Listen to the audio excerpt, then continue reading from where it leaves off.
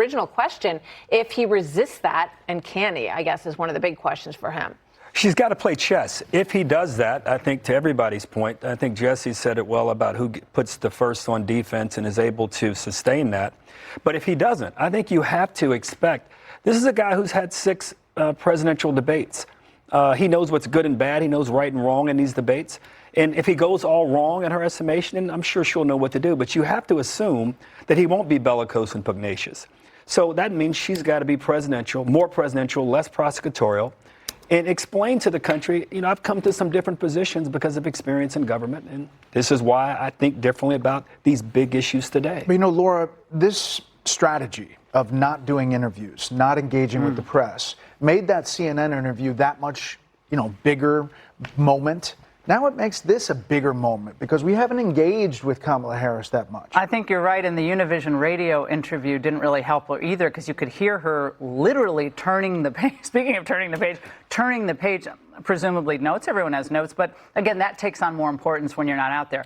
I think tonight it has to be said, to Britt's point, that Trump has the momentum in this race right now. It's close, but I like how Nate Silver does analyze the breadth of the polls and the trend lines in the polls. So Pennsylvania is tied. A lot of these swing states are 1 point. I think by Tuesday of next week, she has to be up 5 points in the national average to be sitting pretty for an electoral college win. And right now, she is not there. She needs a massive momentum shift tonight to really give the media a reason to write the story tomorrow that this race is back in Kamala Harris's favor. They've been angry that they haven't been able to write the story for the last couple of weeks. They want to get back on that narrative. Yeah, and the Nate Silver projection, the markets take into account the historical undercounting in polls in 2016 and 2020 before Election Day. So it's 2-3 points maybe, and that makes a difference. You know, she came out of that relief rally after she was chosen with enormous enthusiasm that brought her into Chicago, Jesse, and then it has diminished. You know, just as a lot of people thought it would. The sugar high went away, and now these two are neck and neck again. So she has to do something bold tonight to try to take away some of those voters. You know, we've seen what happened with Latino voters and black voters and young voters that have eroded for Democrats. So she went to bed for 3 weeks, and everybody defined her. The media did here, and Trump was able to do it, and she just let everybody do it to her. And so tonight she has to come out and say who is Kamala Harris, because half the country has no idea. And to get the momentum back, she has to attack. To that so point. I'm going to think there's going to be a lot of vicious haymakers constantly throughout the night, because that's what Biden didn't do last time, and that's why the Democrat base he didn't do it was last so time upset. because he basically couldn't. But He couldn't. To your point about this needing to be about who she is, think about it. Right now, and for as long as this campaign has been going on since she's been now the nominee, it's been about who she's not. She's first of all not Biden. That's the main thing. And the second thing is, of course, she's not Trump. And that automatically means she inherits the anti-Trump vote, which is considerable, and has cost him the election in 2020 and has been tough on Republicans in the midterms since then, before and since then as well. So that's what she inherits. She's got to rise. She's got to add to that. That's the challenge for her. Oh, 23 minutes from now, we will see where this goes as we wait for the start of that debate. This is high-level chess between the two top politicians in America for the presidency of the United States. So anticipation clearly building. The countdown to the debate is on. Sean Hannity joins us live from the Spin Room. Coming up next.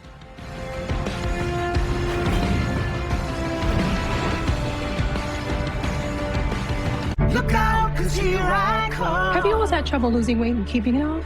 Same. Discover the power of Wegovy. And I'm marching on to the beat I drum. With Wegovy, I lost 35 pounds. And some lost over 46 pounds. Wegovy. And I'm keeping the weight off. Wegovy helps you lose weight and keep it off. I'm reducing my risk. Wegovy is the only FDA-approved weight management medicine that's proven to reduce risk of major cardiovascular events in adults with known heart disease and with either obesity or overweight. Wegovy shouldn't be used with semaglutide or GLP-1 medicines.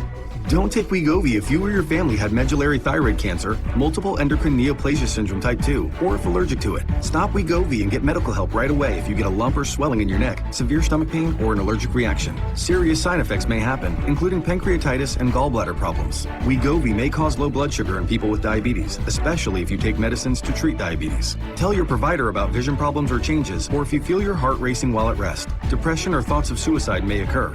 Call your provider right away if you have any mental changes. Common side effects like nausea, vomiting, and diarrhea may lead to dehydration, which may cause kidney problems. With Wegovy, I'm losing weight, I'm keeping it off. and I'm lowering my CV risk. That's the power of winning. Check your cost and coverage before talking to your healthcare professional about Wegovy. Kamala Harris was given one important job as vice president: monitor and control our southern border. How did she do? Did she take the job seriously? Did she do all she could to protect American citizens from an invasion? Did she do anything at all? You haven't been to the border. And I haven't been to Europe. And I don't understand the point that you're making. Here's her grim scorecard: murders, rapes, attacks on children, a 12-year-old girl in Texas, a mother of 5 in Maryland, a nursing student in Georgia, all savagely murdered by those Biden and Harris led into our country unlawfully. We have a secure border. Kamala Harris was and is a complete failure at her job. Now she's asking us for a promotion? Who in their right mind would give it to her? Restoration PAC is responsible for the content of this advertising. RSV can severely affect the lungs and lower airways. But I'm protected with Arexvy. Arexvy is a vaccine used to prevent lower respiratory disease from RSV in people 60 years and older. RSV can be serious for those over 60, including those with asthma, diabetes, COPD, and certain other conditions. But I'm protected. Arexvy is proven to be over 82% effective in preventing lower respiratory disease from RSV, and over 94% effective in those with these health conditions. Arexvy does not protect everyone and is not for those with severe allergic reactions to its ingredients. Those with weakened immune systems may have a lower response to the vaccine. The most common side effects are injection site pain, fatigue, muscle pain, headache, and joint pain. Arexvy is #1 in RSV vaccine shots. RSV, make it Arexvy.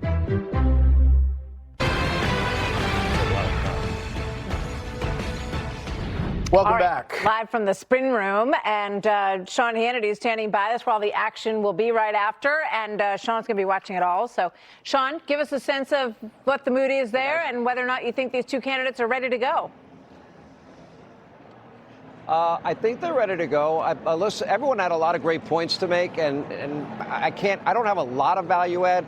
I think Donald Trump's challenge is actually fairly simple, and I think Britt made a great observation is America knows Donald Trump. He and J.D. Vance have done, 40-plus interviews and press conferences.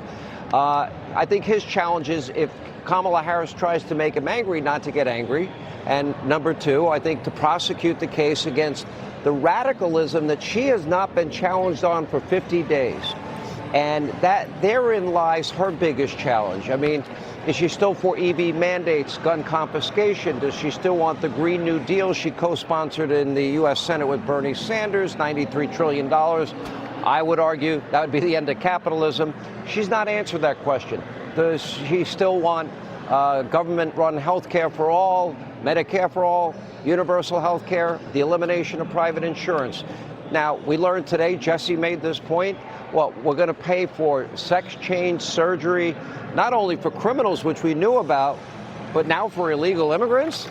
I think America, when they hear these positions, you can't say illegal immigrant, you can't say the word radical Islamic terrorism.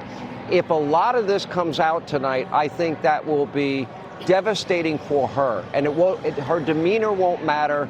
And if Donald Trump stays measured, is not impacted by any negativity she throws at him, and how he refers to her and stays calm, I think it could definitely be a big night for him. You know, Sean, a lot of times moderators do make a difference. Some of the best moderators fall back into the wallpaper and don't become the story. You and Martha, There you go.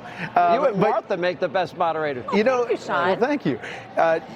Former president was complimentary of Jake Tapper and Dana Bash in CNN. In David Muir and Lindsay Davis, who we haven't seen in a moderating situation, he has been skeptical, obviously, of ABC. What do you think heading into this, the role of moderators and what this looks like tonight? I think there is a lot at stake for ABC Disney in this debate. We saw the Media Research Center. They came out with a study since Kamala became the nominee. 100 stories on ABC's World News Tonight, hosted by David Muir.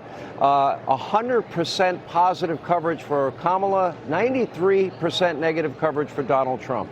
That will be on display. They have their own issues that they will deal with because look, we're a pretty divided country. Half the country would be very unhappy if, in fact, they spend their time going after Donald Trump.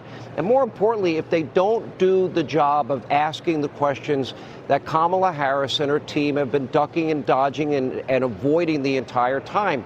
What is so, I think that there's been a great disservice to her by her campaign by not allowing her to do more interviews. 16 minutes and 29 seconds.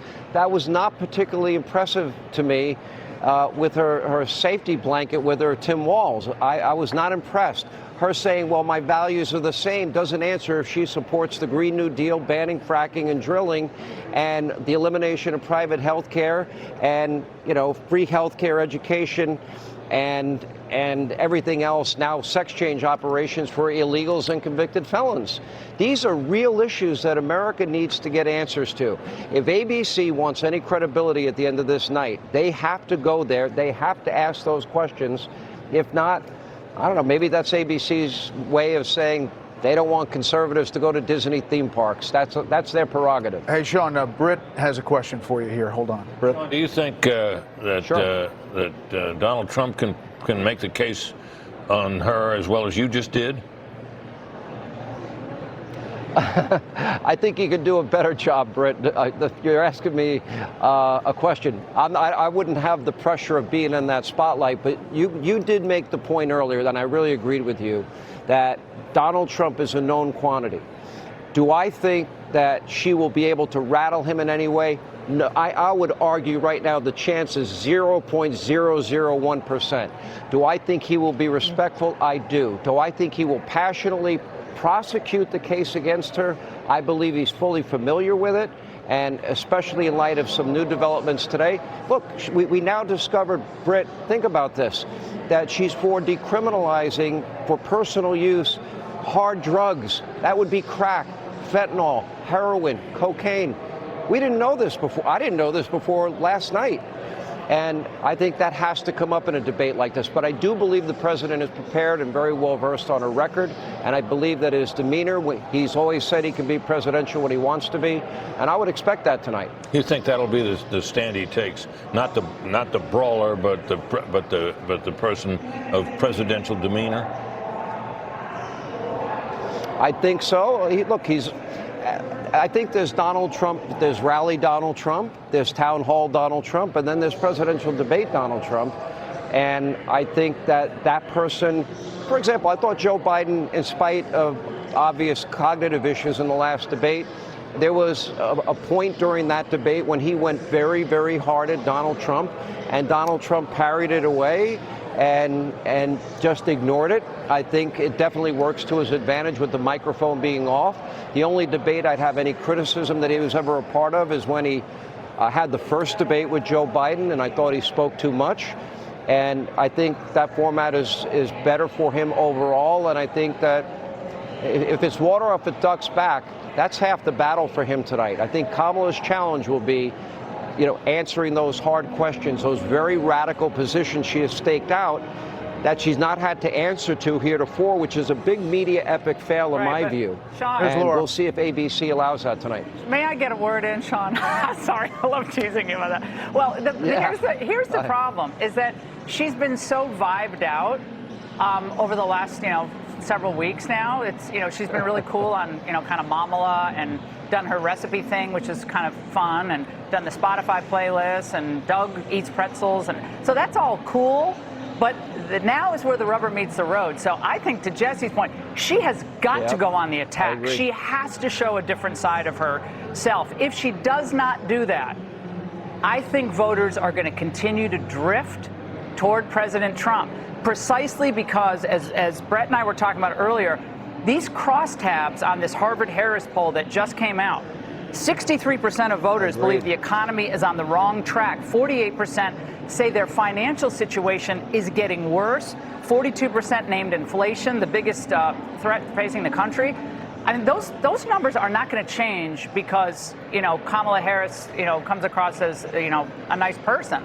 They're only going to change if there's a reason for people to say, okay, she has the answer to turn it around. I don't see that happening, but, anything's possible in politics.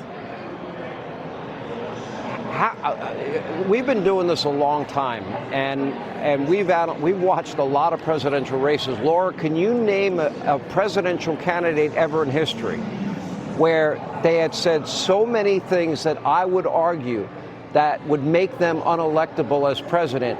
And the John McLaughlin poll was a little bit frightening, but because between 70 and 82% of Americans, they're not aware of a lot of the things we said about her positions on immigration, about sex change operations paid for by taxpayers for criminals and illegal immigrants, free housing, healthcare, education, or, fracking, no drilling. How do you walk away from that? Americans Medicare are getting for all, poorer. $93 That's trillion. the point. Americans are getting poorer under Kamala. Let me get Harold in real great quick. point. Harold Ford Jr., How do you walk that back?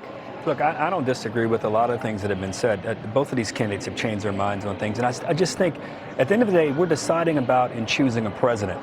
And I don't disagree with any of her challenges, but remember, most people don't know her.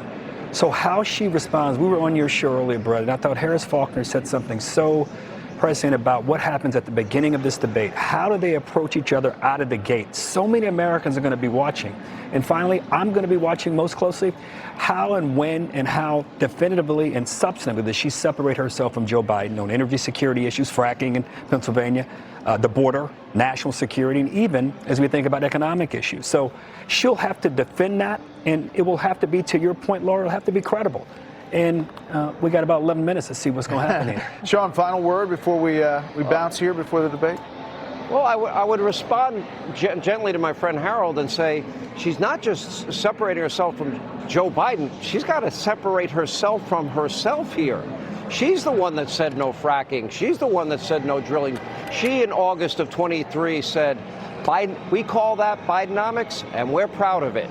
And yet most Americans, as Laura rightly pointed out, every store they go to, the price they pay for everything is through the roof. So I think that debating herself here is maybe a bigger challenge than separating herself from Joe Biden, in my view. Sean, we'll be checking in right after to see what you think. Thanks a lot from the Spin Room. Yeah, we're just minutes away from the big beginning of this debate tonight. The presidential debate is about to kick off in Philadelphia. Pennsylvania may be the most important state in the nation when it comes to this election. The keys to victory for both of these candidates as we cap off our pregame coverage next.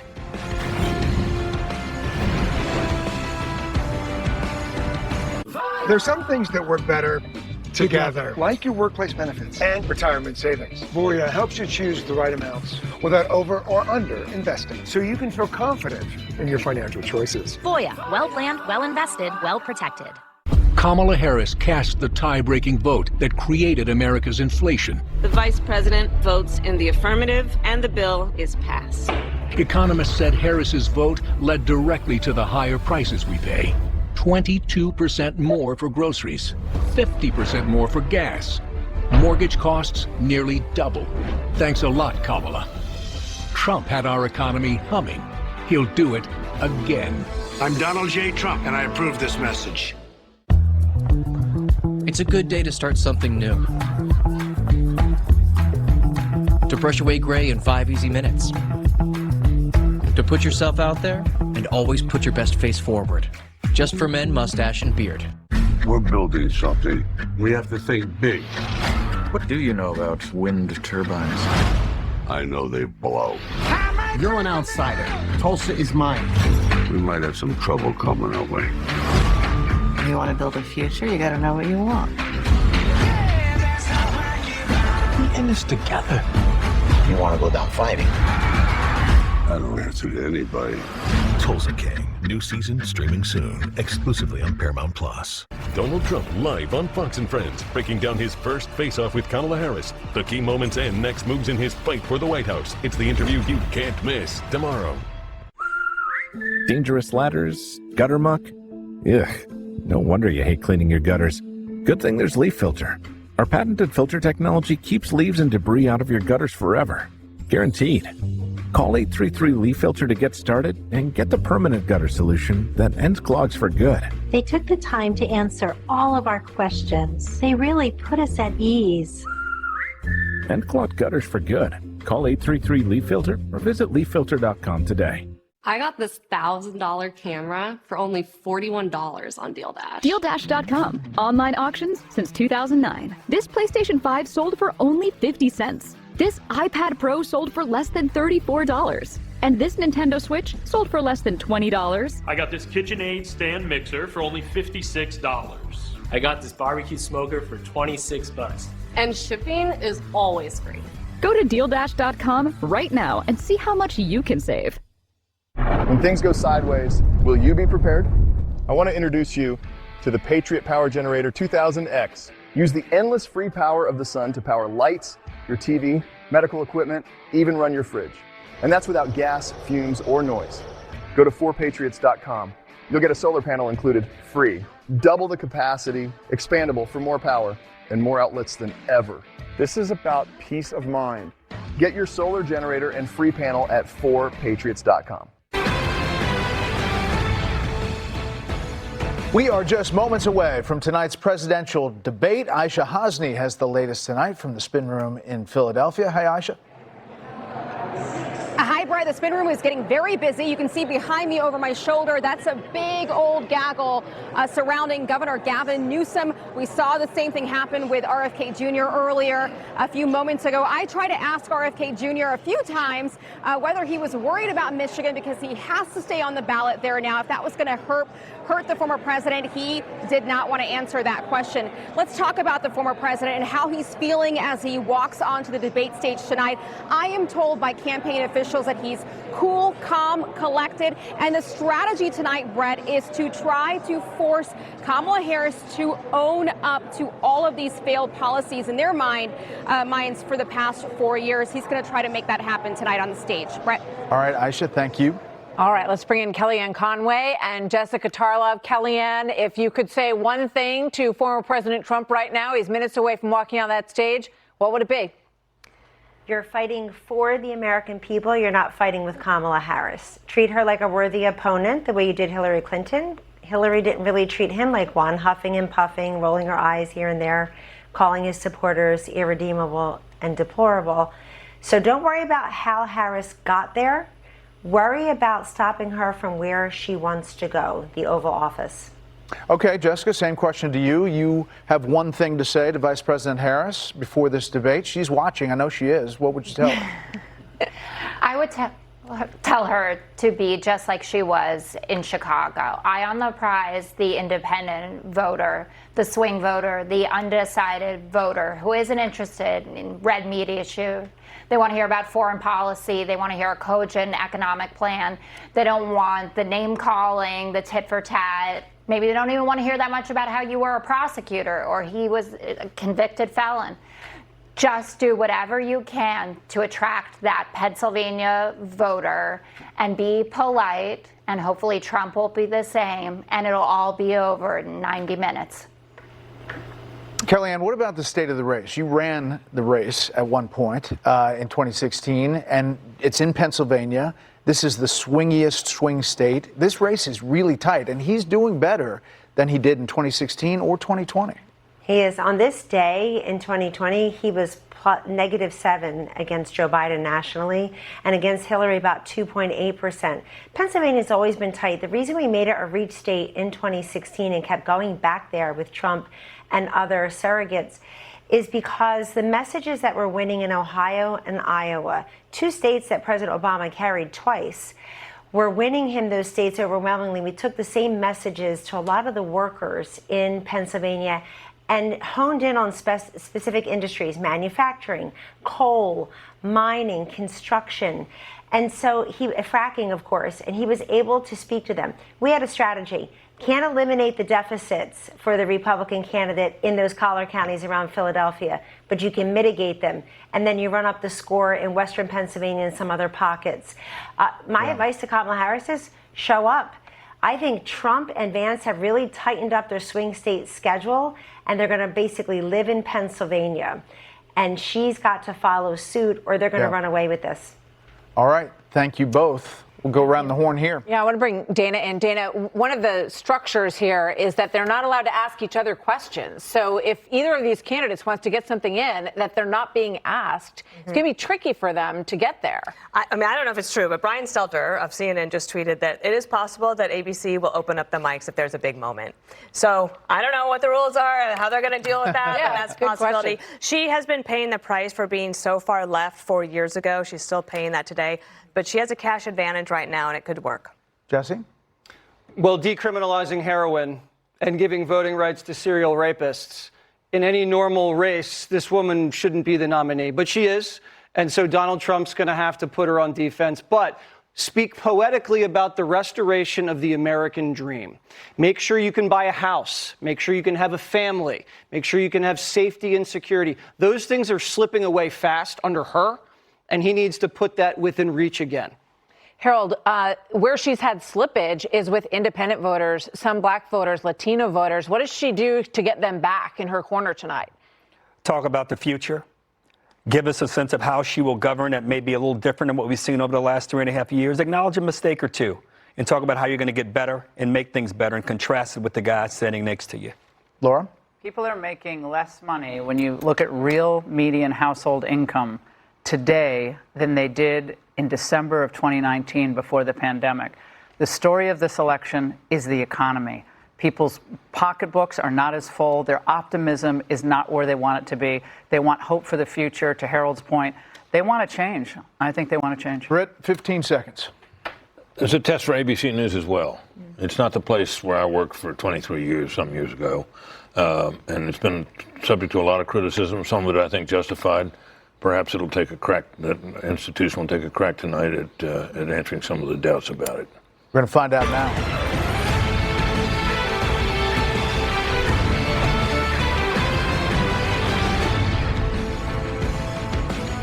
It is a face-off in Philadelphia. Vice President Kamala Harris and former President Trump about to take the debate stage at the National Constitution Center. It is a critical moment in this race for the White House, just 2 months before Election Day in America. Good evening, everybody. I'm Martha McCallum. And I'm Brett Baer. The ABC News presidential debate begins in just moments. Thank you for watching here on Fox News. The performances tonight could really be the difference between winning and losing in November. And think how much has changed in 75 days. Stay with us for the post-game analysis and reaction from the spin room. Then Sean Hannity takes over at 11 p.m. Eastern Time. We're going to take you to Philadelphia now. And the entire debate right here on Fox, post-analysis after. Keep it here. Good evening. I'm David Moore, and thank you for joining us for tonight's ABC News presidential debate. We want to welcome viewers watching on ABC and around the world tonight. Vice President Kamala Harris and President Donald Trump are just moments away from taking the stage in this unprecedented race for president. And I'm Lindsay Davis. Tonight's meeting could be the most consequential event of their campaigns, with Election Day now less than 2 months away. For Vice President Kamala Harris, this is her first debate since President Biden withdrew from the race on July 21st. Of course, that decision followed his debate against President Donald Trump in June. Since then, this race has taken on an entirely new dynamic. And that brings us to the rules of tonight's debate. 90 minutes with 2 commercial breaks. No topics or questions have been shared with the campaigns.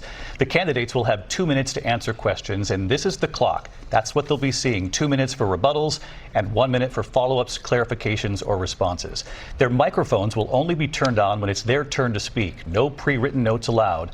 There is no audience here tonight in this hall at the National Constitution Center. This is an intimate setting for 2 candidates who have never met. President Trump won the coin toss. He chose to deliver the final closing statement of the evening. Vice President Harris selected the podium to the right. So let's now welcome the candidates to the stage. Vice President Kamala Harris and President Donald Trump.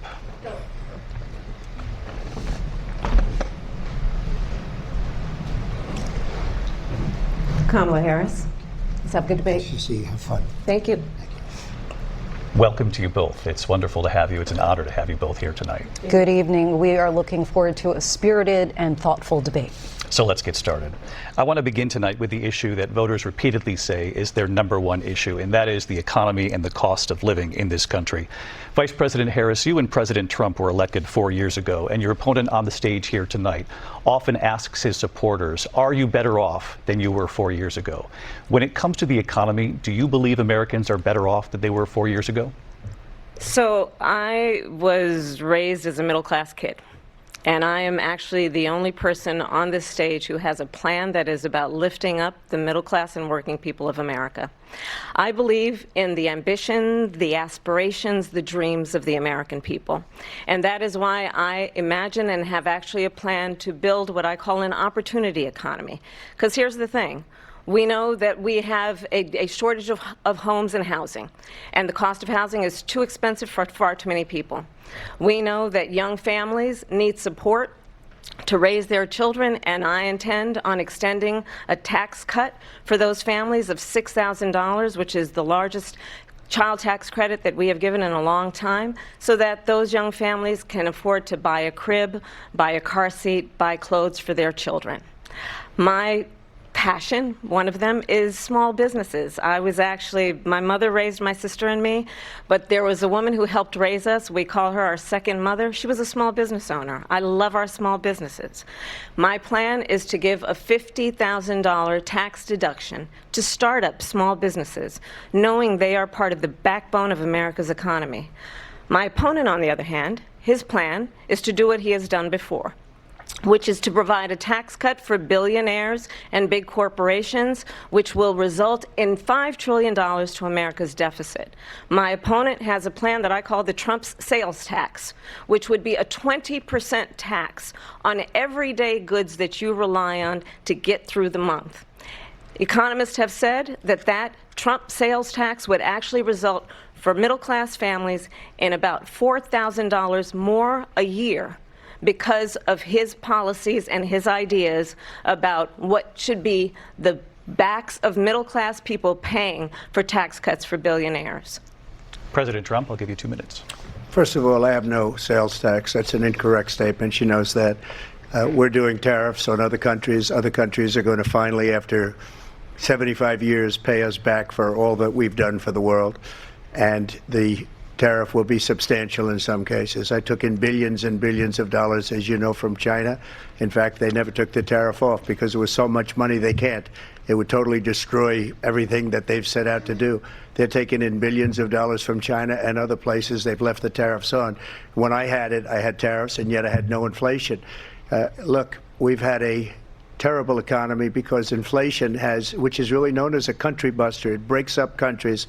We have inflation like very few people have ever seen before, probably the worst in our nation's history. We were at 21%, but that's being generous because many things are 50, 60, 70, and 80% higher than they were just a few years ago. This has been a disaster for people, for the middle class, but for every class. On top of that, we have millions of people pouring into our country from prisons and jails, from mental institutions and insane asylums, and they're coming in and they're taking jobs that are occupied right now by African Americans and Hispanics, and also unions. Unions are going to be affected very soon. And you see what's happening. You see what's happening with towns throughout the United States. You look at Springfield, Ohio. You look at Aurora in Colorado. They are taking over the towns. They're taking over buildings. They're going in violently.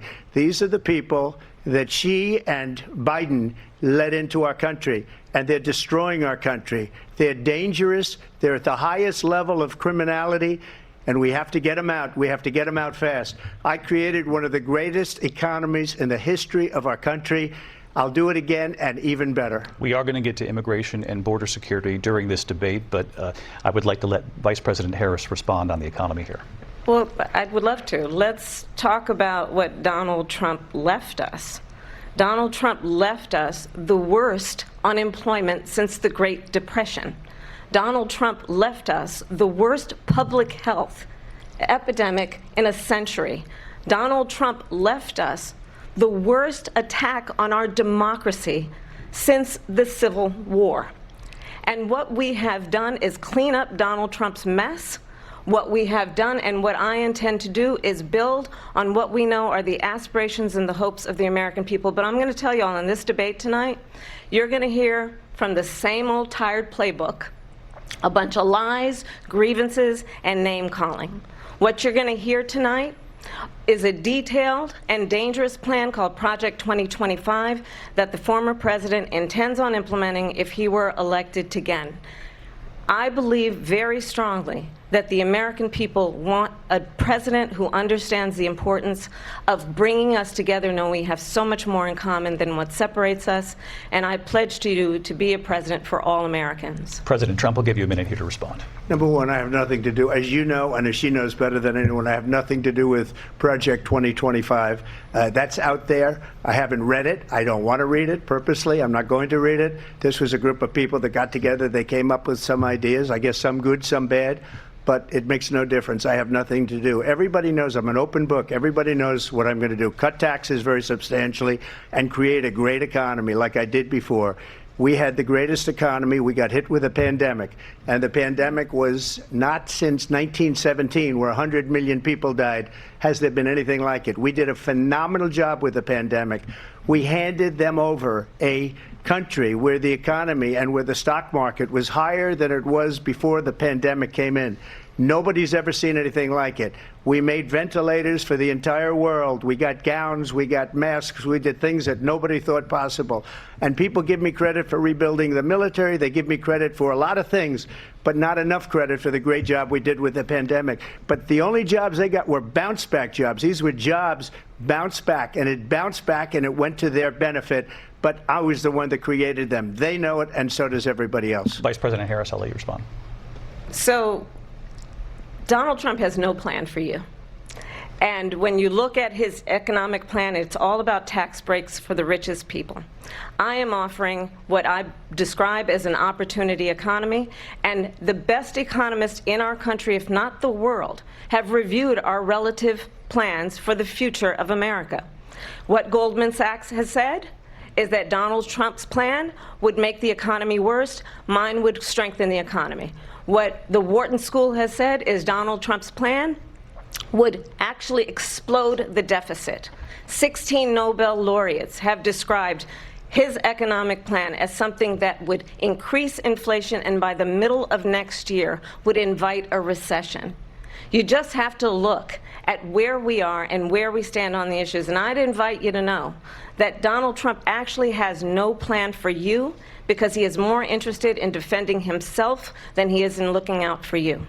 That's just a soundbite. They gave her that to say. Look, I went to the Wharton School of Finance, and many of those professors, the top professors, think my plan is a brilliant plan. It's a great plan. It's a plan that's going to bring up our worth, our value as a country. It's going to make people want to be able to go and work and create jobs and create a lot of good, solid money for our country. And just to finish off, she doesn't have a plan. She copied Biden's plan, and it's like 4 sentences, like run, spot, run. 4 sentences that are just, oh, we'll try and lower taxes. She doesn't have a plan. Take a look at her plan. She doesn't have a plan. Mr. President, I do want to drill down on something you both brought up.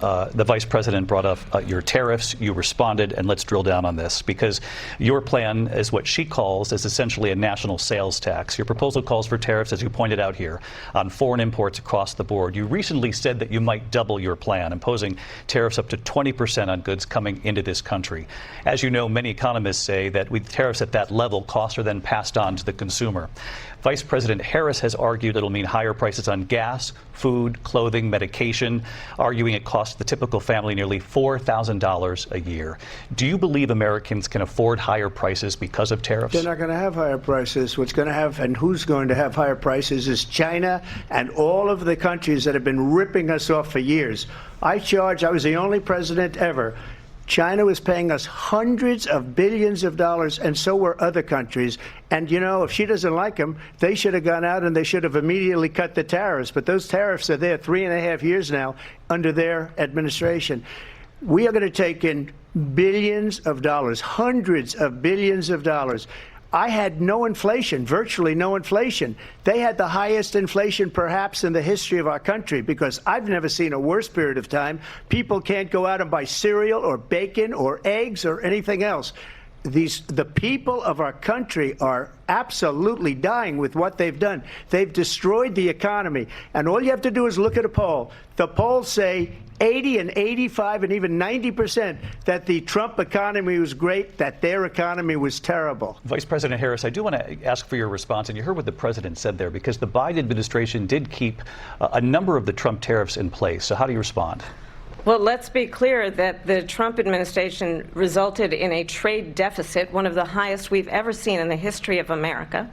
He invited trade wars. You want to talk about his deal with China? What he ended up doing is, under Donald Trump's presidency, he ended up selling American chips to China to help them improve and modernize their military, basically sold us out, when a policy about China should be in making sure the United States of America wins the competition for the 21st century, which means focusing on the details of what that requires, focusing on relationships with our allies, focusing on investing in American-based technology so that we win the race on AI, on quantum computing, focusing on what we need to do to support America's workforce so that we don't end up having, on the short end of the stick, in terms of workers' rights. But what Donald Trump did, let's talk about this, with COVID, is he actually thanked President Xi for what he did during COVID. Look at his tweet. "Thank you, President Xi," exclamation point, when we know that Xi was responsible for lacking and not giving us transparency about the origins of COVID. President Trump, I'll let you respond. First of all, they bought their chips from Taiwan. We hardly make chips anymore because of philosophies like they have and policies like they have. I don't say her because she has no policy. Everything that she believed 3 years ago and 4 years ago is out the window. She's going to my philosophy now. In fact, I was going to send her a MAGA hat. She's gone to my philosophy. But if she ever got elected, she'd change it. And it will be the end of our country. She's a Marxist. Everybody knows she's a Marxist. Her father's a Marxist professor in economics, and he taught her well. But when you look at what she's done to our country, and when you look at these millions and millions of people that are pouring into our country monthly, where it's, I believe, 21 million people, not the 15 that people say, and I think it's a lot higher than the 21. That's bigger than New York State pouring in. And just look at what they're doing to our country. They're criminals. Many of these people coming in are criminals. And that's bad for our economy, too. You know, you mentioned before, we'll talk about immigration later. Well, bad immigration is the worst thing that can happen to our economy. They have, and she has, destroyed our country with policy that's insane. Almost policy that you'd say they have to hate our country. President Trump, thank you. Lindsay? I want to turn to the issue of abortion. President Trump, you've often touted that you were able to kill Roe v. Wade. Last year, you said that you were proud to be the most pro-life president in American history. Then last month, you said that your administration would be great for women and their reproductive rights. In your home state of Florida, you surprised many with regard to your 6-week abortion ban, because you initially had said that it was too short. And you said, quote, "I'm going to be voting that we need more than 6 weeks." But then the very next day, you reversed course and said you would vote to support the 6-week ban. Vice President Harris says that women shouldn't trust you on the issue of abortion because you've changed your position so many times. Therefore, why should they trust you? Well, the reason I'm doing that vote is because the plan is, as you know, the vote is, they have abortion in the 9th month.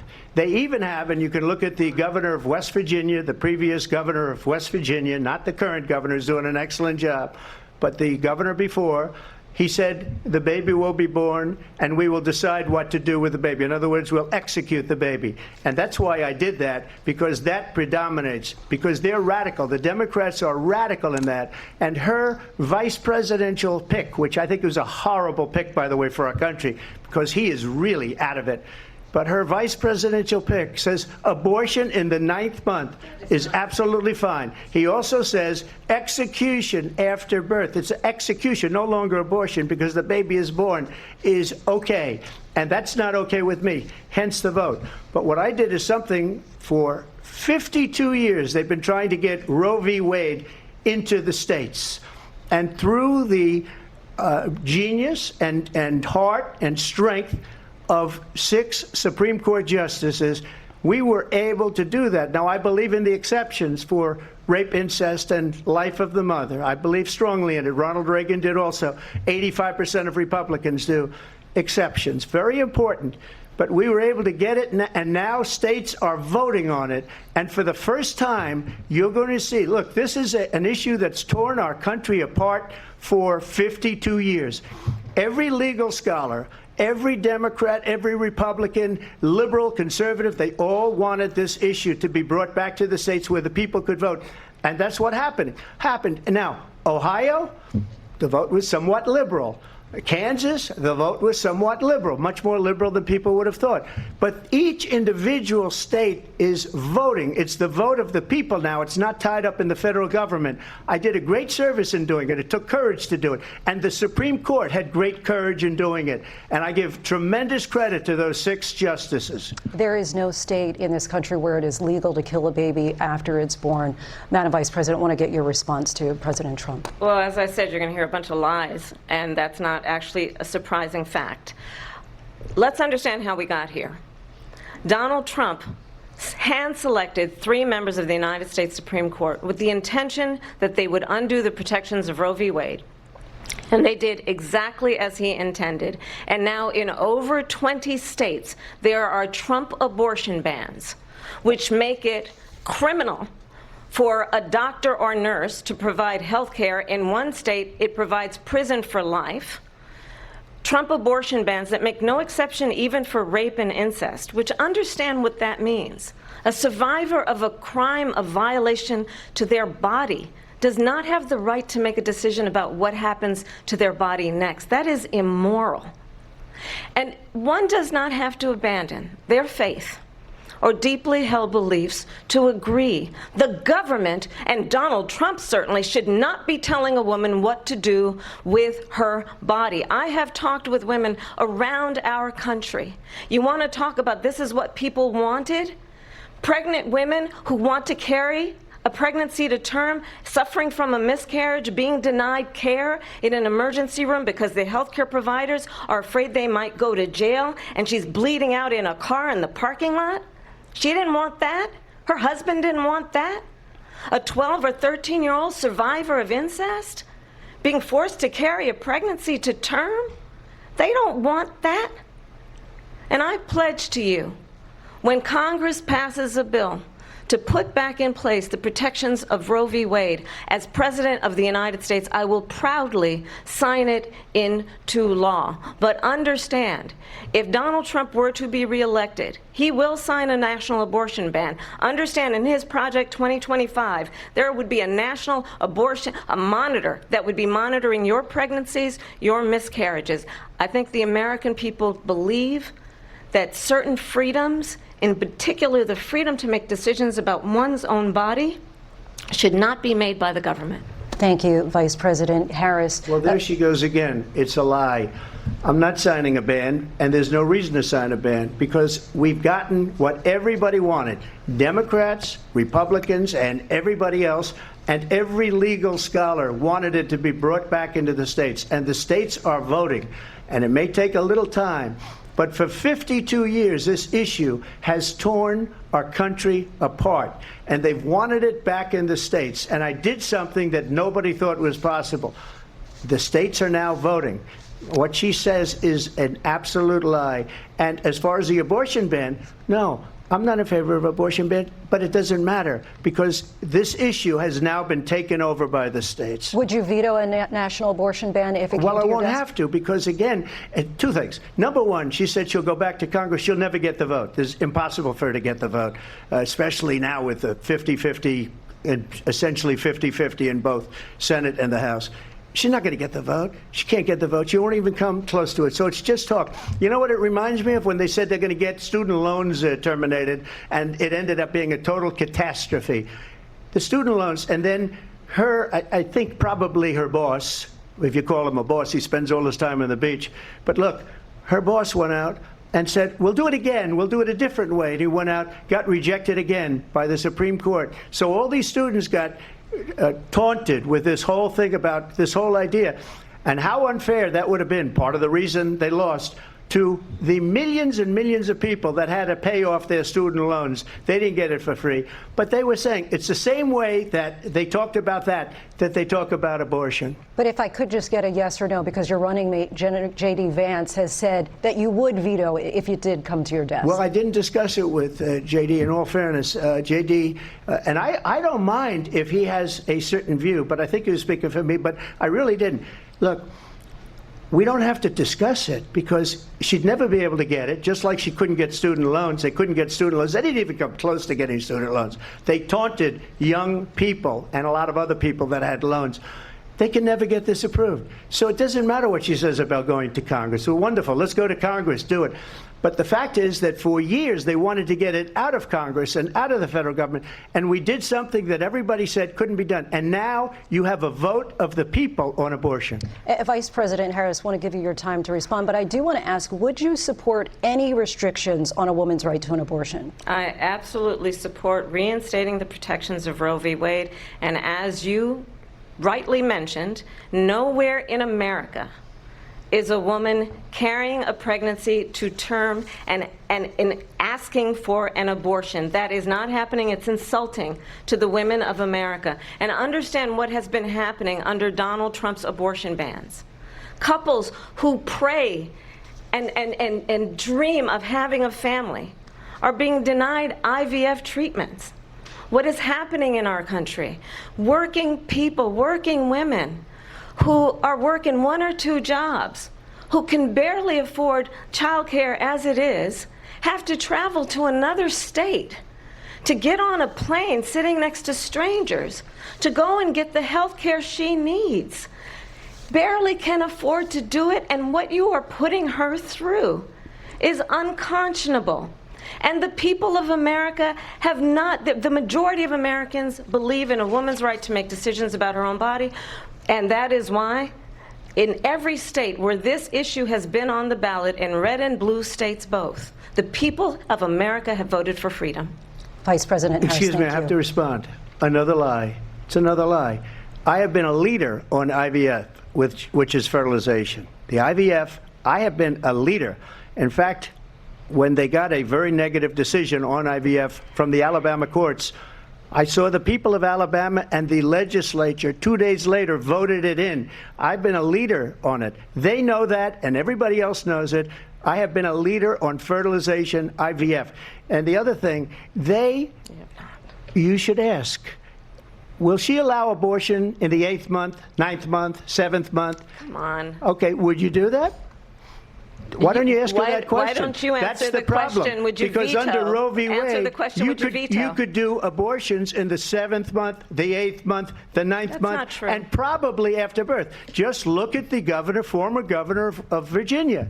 The governor of Virginia said we put the baby aside and then we determine what we want to do with the baby. President Trump, thank you. We're going to turn now to immigration and border security. We know it's an issue that's important to Republicans, Democrats, voters across the board in this country. Vice President Harris, you were tasked by President Biden with getting to the root causes of migration from Central America. We know that illegal border crossings reached a record high in the Biden administration. This past June, President Biden imposed tough new asylum restrictions. We know the numbers since then have dropped significantly. But my question to you tonight is, why did the administration wait until 6 months before the election to act? And would you have done anything differently from President Biden on this? So I'm the only person on this stage who has prosecuted transnational criminal organizations for the trafficking of guns, drugs, and human beings. And let me say that the United States Congress, including some of the most conservative members of the United States Senate, came up with a border security bill which I supported. And that bill would have put 1,500 more border agents on the border to help those folks who are working there right now overtime, trying to do their job. It would have allowed us to stem the flow of fentanyl coming into the United States. I know there are so many families watching tonight who have been personally affected by the surge of fentanyl in our country. That bill would have put more resources to allow us to prosecute transnational criminal organizations for trafficking in guns, drugs, and human beings. But you know what happened to that bill? Donald Trump got on the phone, called up some folks in Congress and said, kill the bill. And you know why? Because he'd prefer to run on a problem instead of fixing a problem. And understand, this comes at a time where the people of our country actually need a leader who engages in solutions, who actually addresses the problems at hand. But what we have in the former president is someone who would prefer to run on a problem instead of fixing a problem. And I'll tell you something, he's going to talk about immigration a lot tonight, even when it's not the subject that is being raised. And I'm going to actually do something really unusual, and I'm going to invite you to attend one of Donald Trump's rallies, because it's a really interesting thing to watch. You will see during the course of his rallies, he talks about fictional characters like Hannibal Lecter. He will talk about windmills cause cancer. And what you will also notice is that people start leaving his rallies early out of exhaustion and boredom. And I will tell you, the one thing you will not hear him talk about is you. You will not hear him talk about your needs, your dreams, and your desires. And I'll tell you, I believe you deserve a president who actually puts you first, and I pledge to you that I will. Vice President Harris, thank you. President Trump, on that point, I want to get your response. Well, I would like to respond. Let me just ask, though, why did you try to kill that bill, and successfully so? That would have put thousands of additional agents and officers on the border. First, let me respond as to the rallies. She said people start leaving. People don't go to her rallies. There's no reason to go. And the people that do go, she's bussing them in and paying them to be there, and then showing them in a different light. So she can't talk about that. People don't leave my rallies. We have the biggest rallies, the most incredible rallies in the history of politics. That's because people want to take their country back. Our country is being lost. We're a failing nation. And it happened 3.5 years ago. And what's going on here, you're going to end up in World War III, just to go into another subject. What they have done to our country by allowing these millions and millions of people to come into our country, and look at what's happening to the towns all over the United States. And a lot of towns don't want to talk. It's not going to be Aurora or Springfield. A lot of towns don't want to talk about it because they're so embarrassed by it. In Springfield, they're eating the dogs, the people that came in. They're eating the cats. They're eating the pets of the people that live there. And this is what's happening in our country, and it's a shame. As far as rallies are concerned, as far as the reason they go is they like what I say. They want to bring our country back. They want to make America great again. It's a very simple phrase, make America great again. She's destroying this country, and if she becomes president, this country doesn't have a chance of success. Not only success, we'll end up being Venezuela on steroids. I just want to clarify here. You bring up Springfield, Ohio, and ABC News did reach out to the city manager there. He told us there have been no credible reports of specific claims of pets being harmed, injured, or abused by individuals within the immigrant community. Well, I've seen people on television. Let me just say here, this is the people on television say my dog was taken and used for food. So maybe he said that, and maybe that's a good thing to say for a city manager. I'm not taking this from but television. But the people I'm on taking it from television the city saying manager. their dog was eaten by the people that went there. Again, the Springfield city manager says there's no evidence of that. Vice President Harris, I'll let you respond to the rest of what you've heard. You talk about extreme. This is, I think, one of the reasons why in this election I actually have the endorsement of 200 Republicans who have formerly worked with President Bush, Mitt Romney, and John McCain, including the endorsement of former Vice President Dick Cheney and Congress member Liz Cheney. And if you want to really know the inside track on who the former president is, if he didn't make it clear already, just ask people who have worked with him. His former chief of staff, a 4-star general, has said he has contempt for the Constitution of the United States. His former national security advisor has said he is dangerous and unfit. His former Secretary of Defense has said the nation, the republic, would never survive another Trump term. And when we listen to this kind of rhetoric, when the issues that affect the American people are not being addressed, I think the choice is clear in this election. President Trump, I'll give you a quick minute to respond here. Thank you, because when I hear that, see, I'm a different kind of a person. I fired most of those people. Not so graciously. They did bad things or a bad job. I fired them. They never fired one person. They didn't fire anybody having to do with Afghanistan and the Taliban and the 13 people were just killed, viciously and violently killed, and I got to know the parents and the family. They didn't fire. They should have fired all those generals, all those top people, because that was one of the most incompetently handled situations anybody has ever seen. So when somebody does a bad job, I fire him. And you take a guy like Esper. He was no good. I fired him. So he writes a book. Another one writes a book. Because with me, they can write books. With nobody else can they. But they have done such a poor job, and they never fire anybody. Look at the economy. Look at the inflation. They didn't fire any of their economists. They have the same people. That's a good way not to have books written about you. But just to finish, I got more votes than any Republican in history by far. In fact, I got more votes than any president, sitting president, in history by far. Let me continue on immigration. It was what you wanted to talk about earlier, so let's get back to your deportation proposal that the vice president has reacted to as well. President Trump, you call this the largest domestic deportation operation in the history of our country. You say you would use the National Guard. You say if things get out of control, you'd have no problem using the U.S. military. Police, yes. You also said you would use local police. How would you deport 11 million undocumented immigrants? I know you believe that number is much higher. Take us through this. What does this look like? Will authorities be going door to door in this country? Yeah, it is much higher because of them. They allowed criminals, many millions of criminals.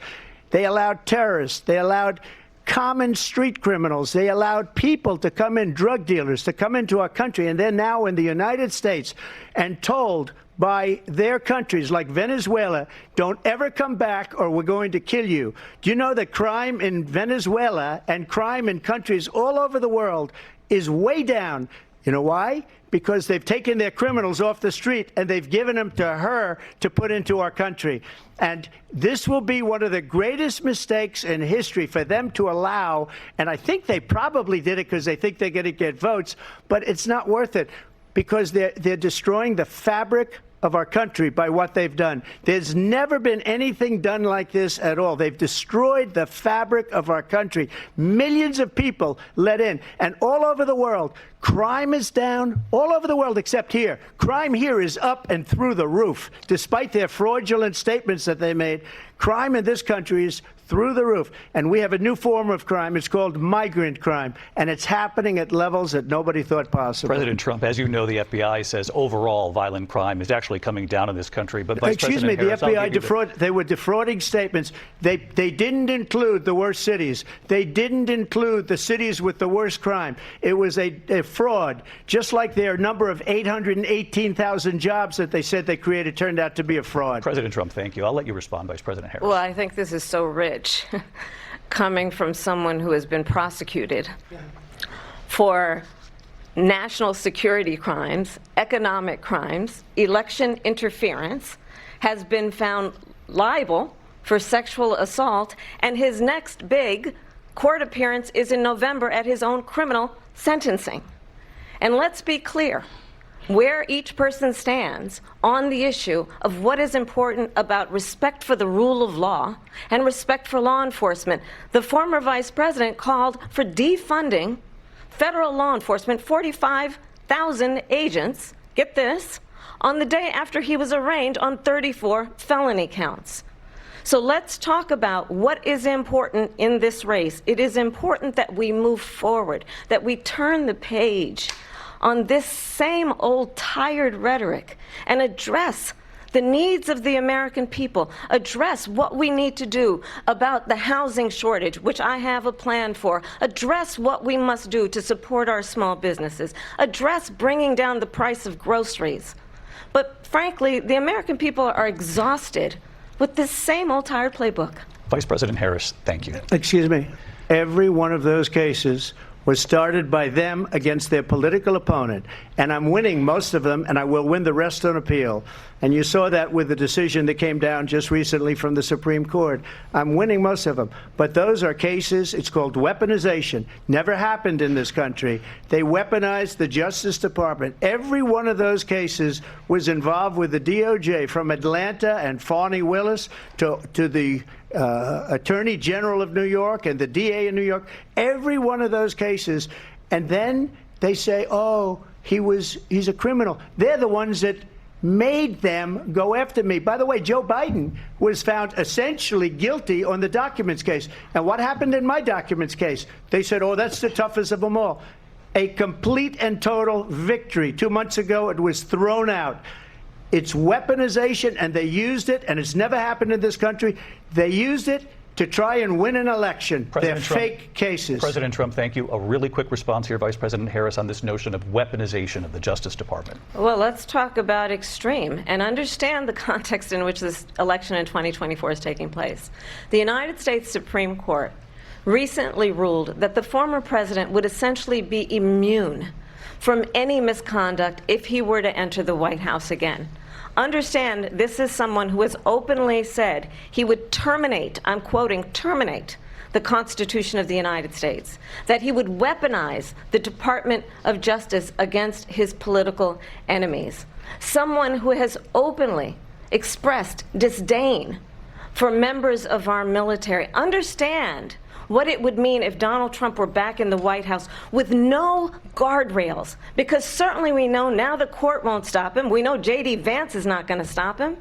It's up to the American people Vice President to stop Harris. him. Thank you. Lindsay? Vice President Harris, in your last run for president.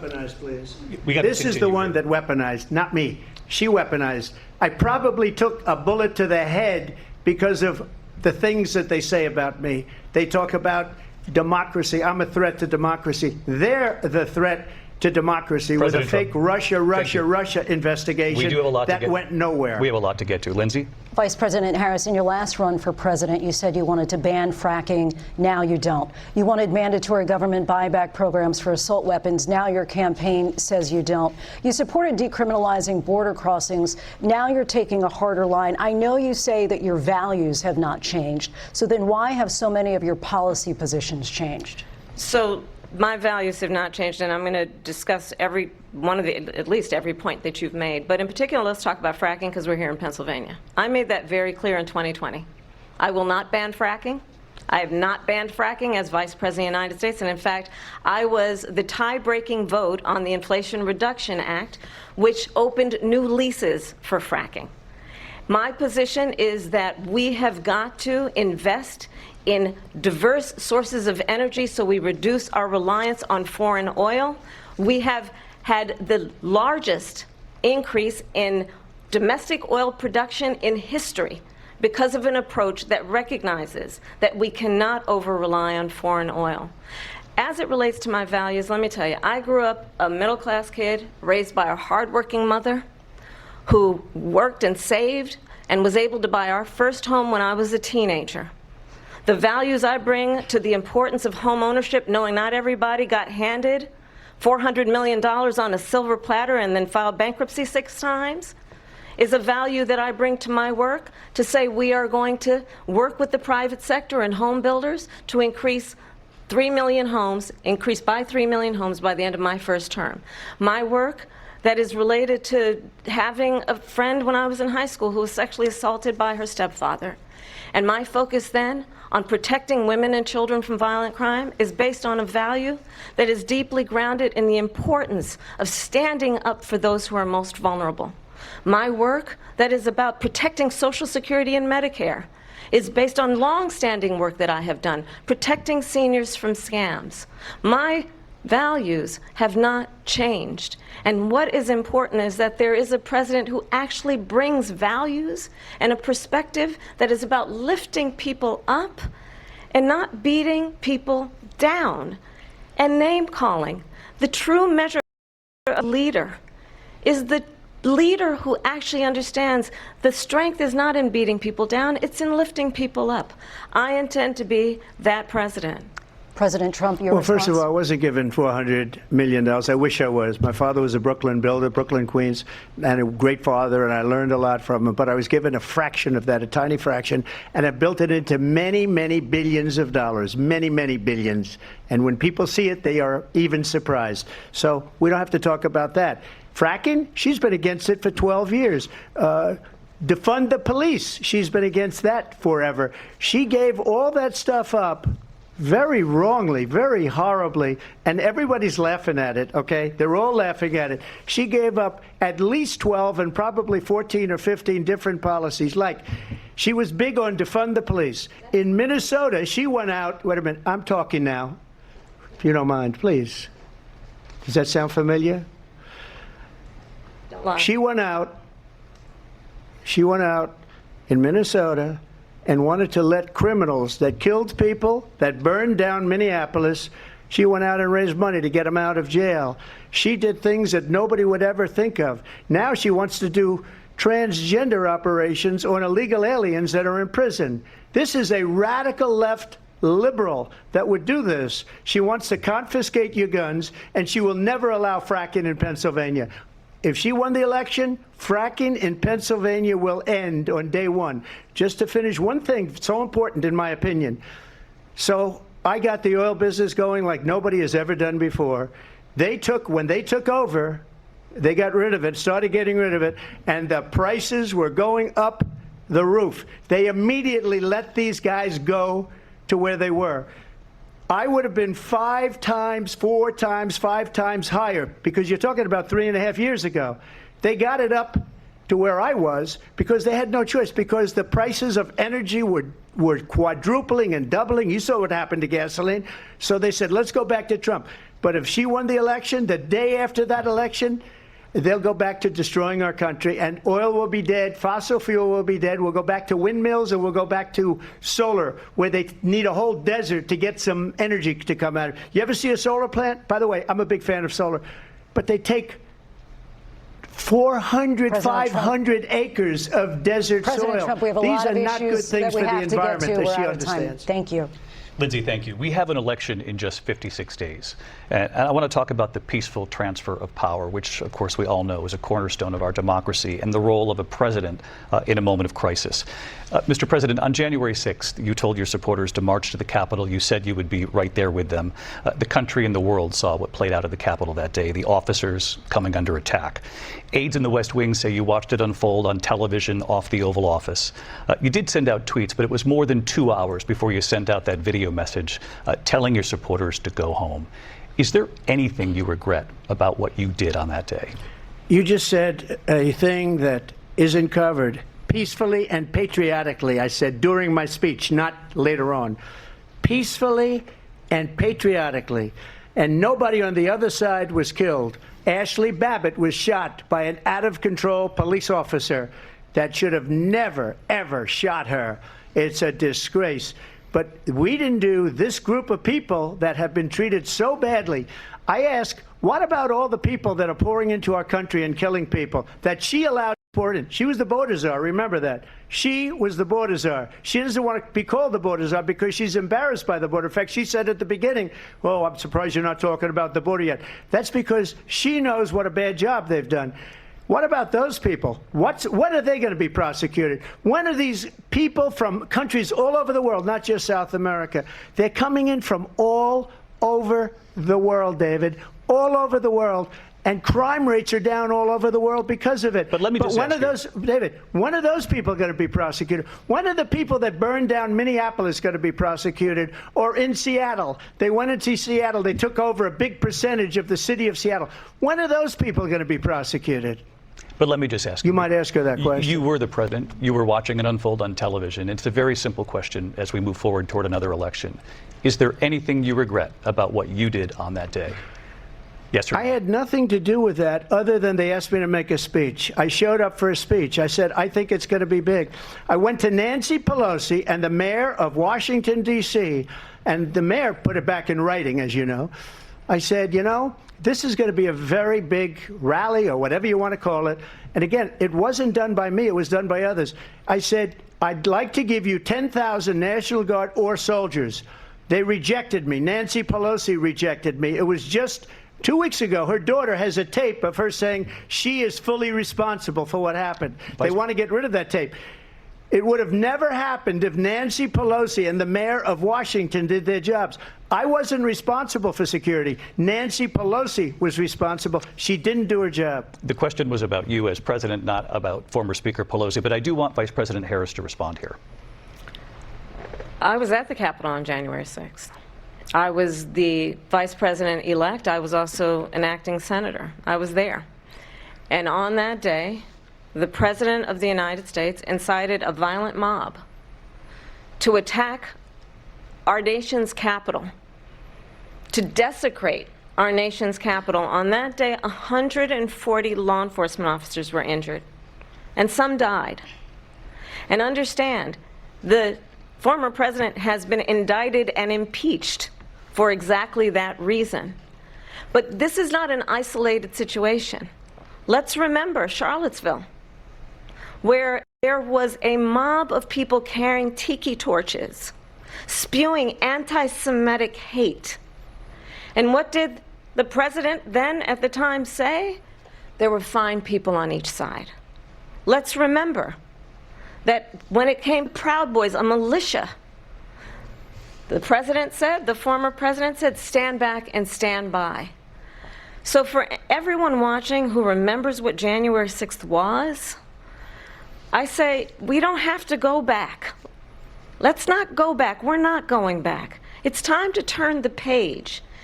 And if that was a bridge too far for you, well, there is a place in our campaign for you to stand for country, to stand for our democracy, to stand for rule of law, and to end the chaos, and to end the approach that is about attacking the foundations of our democracy because you don't like the outcome. And be clear on that point. Donald Trump, the candidate, has said in this election there will be a bloodbath if this and the outcome of this election is not to his liking. Let's turn the page on this. Let's not go back. Let's chart a course for the future and not go backwards to the past. Let me just follow up here. It was a different term, and it was a term that related to energy because they have destroyed our energy business. That was where bloodbath was. Also, on Charlottesville, that story has been, as you would say, debunked.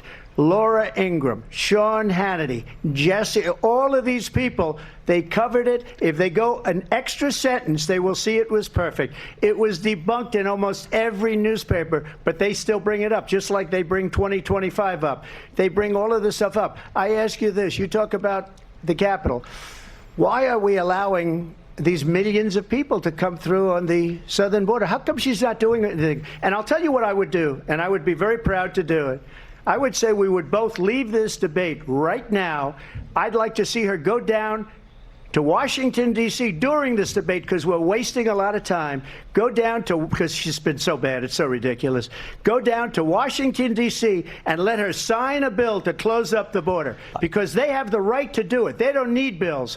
They have the right to do it. The President of the United States, you'll get him out of bed. You'll wake him up at 4 o'clock in the afternoon. You'll say, come on down to the office. Let's sign a bill. If he signs a bill that the border is closed, all he has to do is say it to the Border Patrol, who are phenomenal. If they do that, the border is closed. Mr. Those President, people are killing many people, unlike J6. We talked immigration here tonight. I do want to focus on this next issue to both of you because it really brings us this into focus, truth in these times that we're living in. Mr. President, for 3.5 years after you lost the 2020 election, you repeatedly falsely claimed that you won, many times saying you won in a landslide. In the past couple of weeks leading up to this debate, you have said, quote, you lost by a whisker, that you, quote, didn't quite make it, that you came up a little bit short. I said that? Are you now acknowledging that you lost in 2020? No, I don't acknowledge that at all. But I you said did that say sarcastically. That. You know that. It was said, oh, we lost by a whisker. That was said sarcastically. Look, there's so much proof. All you have to do is look at it. And they should have sent it back to the legislatures for approval. I got almost 75 million votes, the most votes any sitting president has ever gotten. I was told if I got 63, which was what I got in 2016, you can't be beaten. The election, people should never be thinking about an election as fraudulent. We need two things. We need walls, and we have to have it. We have to have borders, and we have to have good elections. Our elections are bad. And a lot of these illegal immigrants coming in, they're trying to get them to vote. They can't even speak English. They don't even know what country they're in practically. And these people are trying to get them to vote. And that's why they're allowing them to come into our country. I did watch all of these pieces of video. I didn't detect the sarcasm, lost by a whisker. We didn't quite make it. And we should just point out here as clarification, and you know this, you and your allies, 60 cases in front of many judges, many of them Republican. No judge looked at it. And said they there was said no we didn't have widespread standing. fraud. That's the other thing.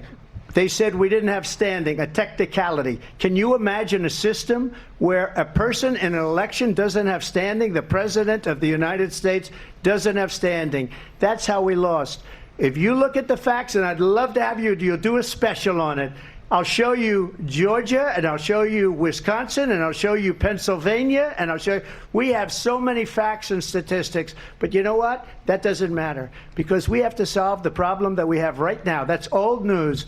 And the problem that we have right now is we have a nation in decline, and they have put it into decline. We have a nation that is dying, David. Mr. President, thank you. Vice President Harris, you heard the president there tonight. He said he didn't say that he lost by a whisker. So he still believes he did not lose the election that was won by President Biden and yourself. But I do want to ask you about something that's come up in the last couple of days. This was a post from President Trump about this upcoming election just weeks away. He said, when I win, those people who cheated, and then he lists donors, voters, election officials, he says will be prosecuted to the fullest extent of the law, which will include long-term prison sentences. One of your campaign's top lawyers responded saying, we won't let Donald Trump intimidate us. We won't let him suppress the vote. Is that what you believe he's trying to do here? Donald Trump was fired by 81 million people. So let's be clear about that. And clearly he is having a very difficult time processing that. But we cannot afford to have a president of the United States who attempts, as he did in the past, to upend the will of the voters in a free and fair election. And I'm going to tell you that I have traveled the world as Vice President of the United States, and world leaders are laughing at Donald Trump. I have talked with military leaders, some of whom worked with you, and they say you're a disgrace. And when you then talk in this way in a presidential debate and deny what over and over again are court cases you have lost because you did in fact lose that election, it leads one to believe that perhaps we do not have in the candidate to my right the temperament or the ability to not be confused about fact. That's deeply troubling, and the American people deserve better. I'll give you 1 minute to respond, Mr. President. Let me just say about world leaders. Viktor Orban, one of the most respected men, they call him a strong man. He's a tough person, smart. Prime Minister of Hungary. They said, why is the whole world blowing up? 3 years ago it wasn't. Why is it blowing up? He said, because you need Trump back as president. They were afraid of him. China was afraid, and I don't like to use the word afraid, but I'm just quoting him. China was afraid of him. North Korea was afraid of him. Look at what's going on with North Korea, by the way. He said Russia was afraid of him. I ended the Nord Stream 2 pipeline, and Biden put it back on day one, but he ended the XL pipeline.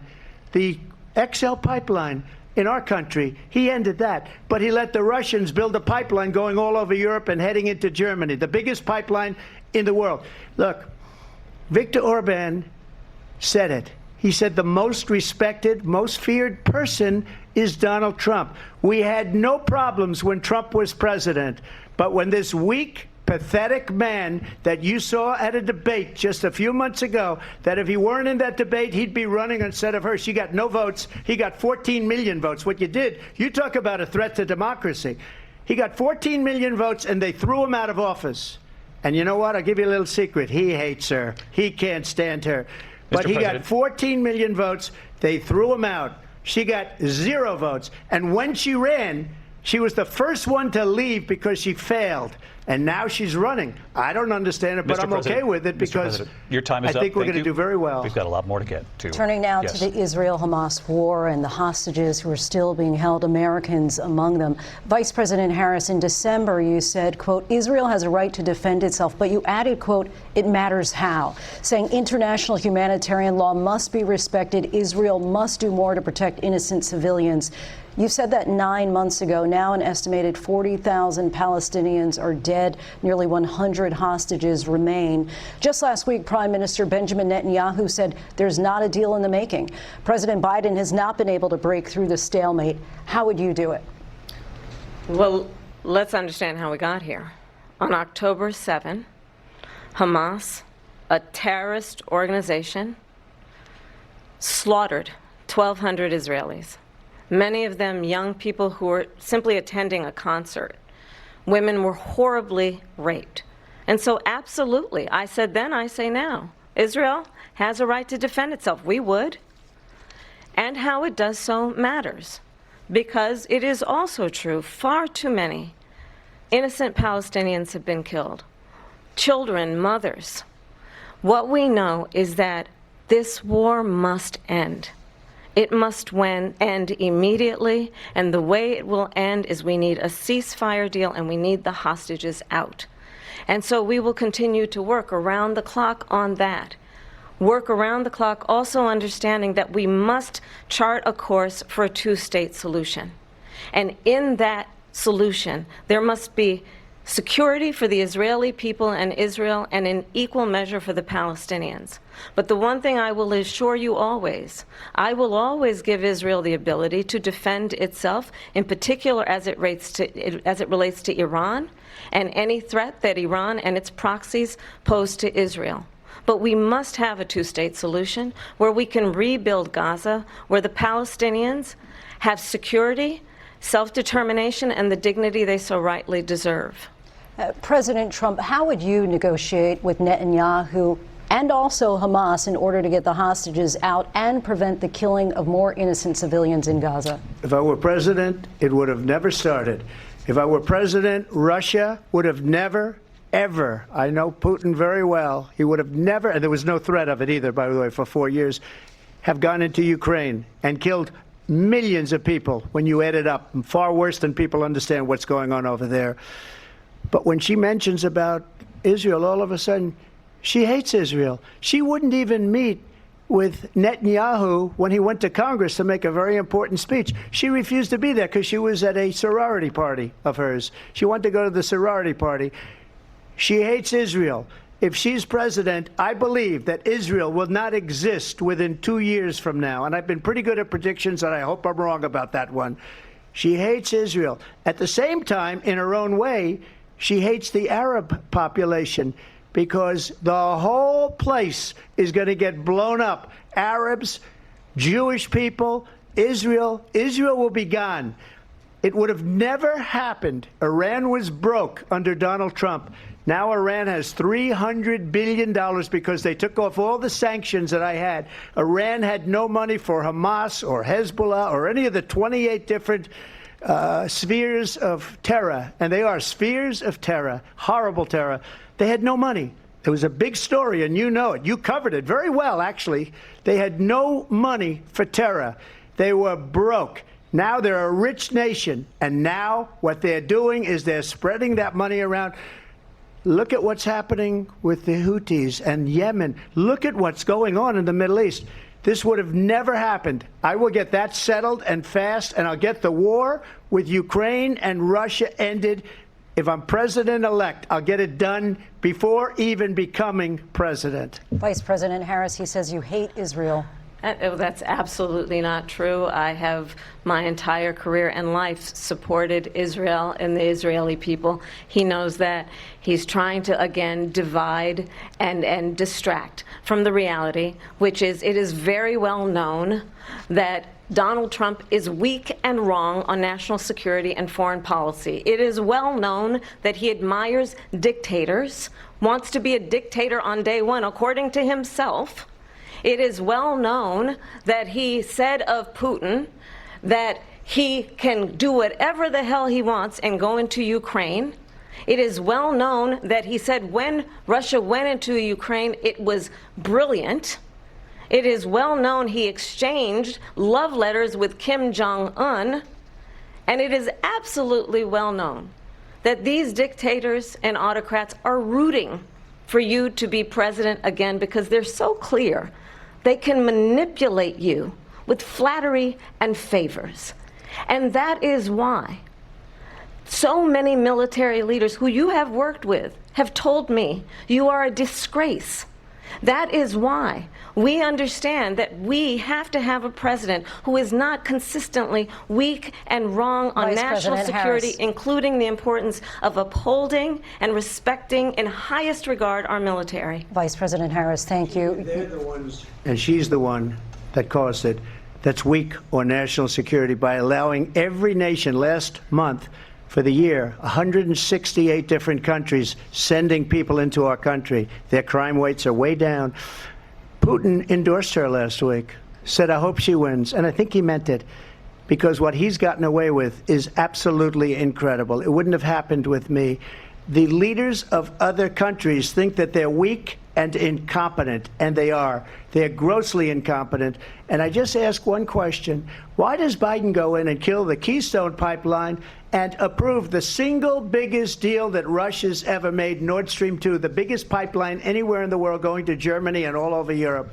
Because they're weak and they're ineffective. And Biden, by the way, President gets paid Trump, a lot of money. Thank you. We have a lot of issues to get to. We'll be right back with much more of this historic ABC News presidential debate from the National Constitution Center right here in Philadelphia. Back in a moment.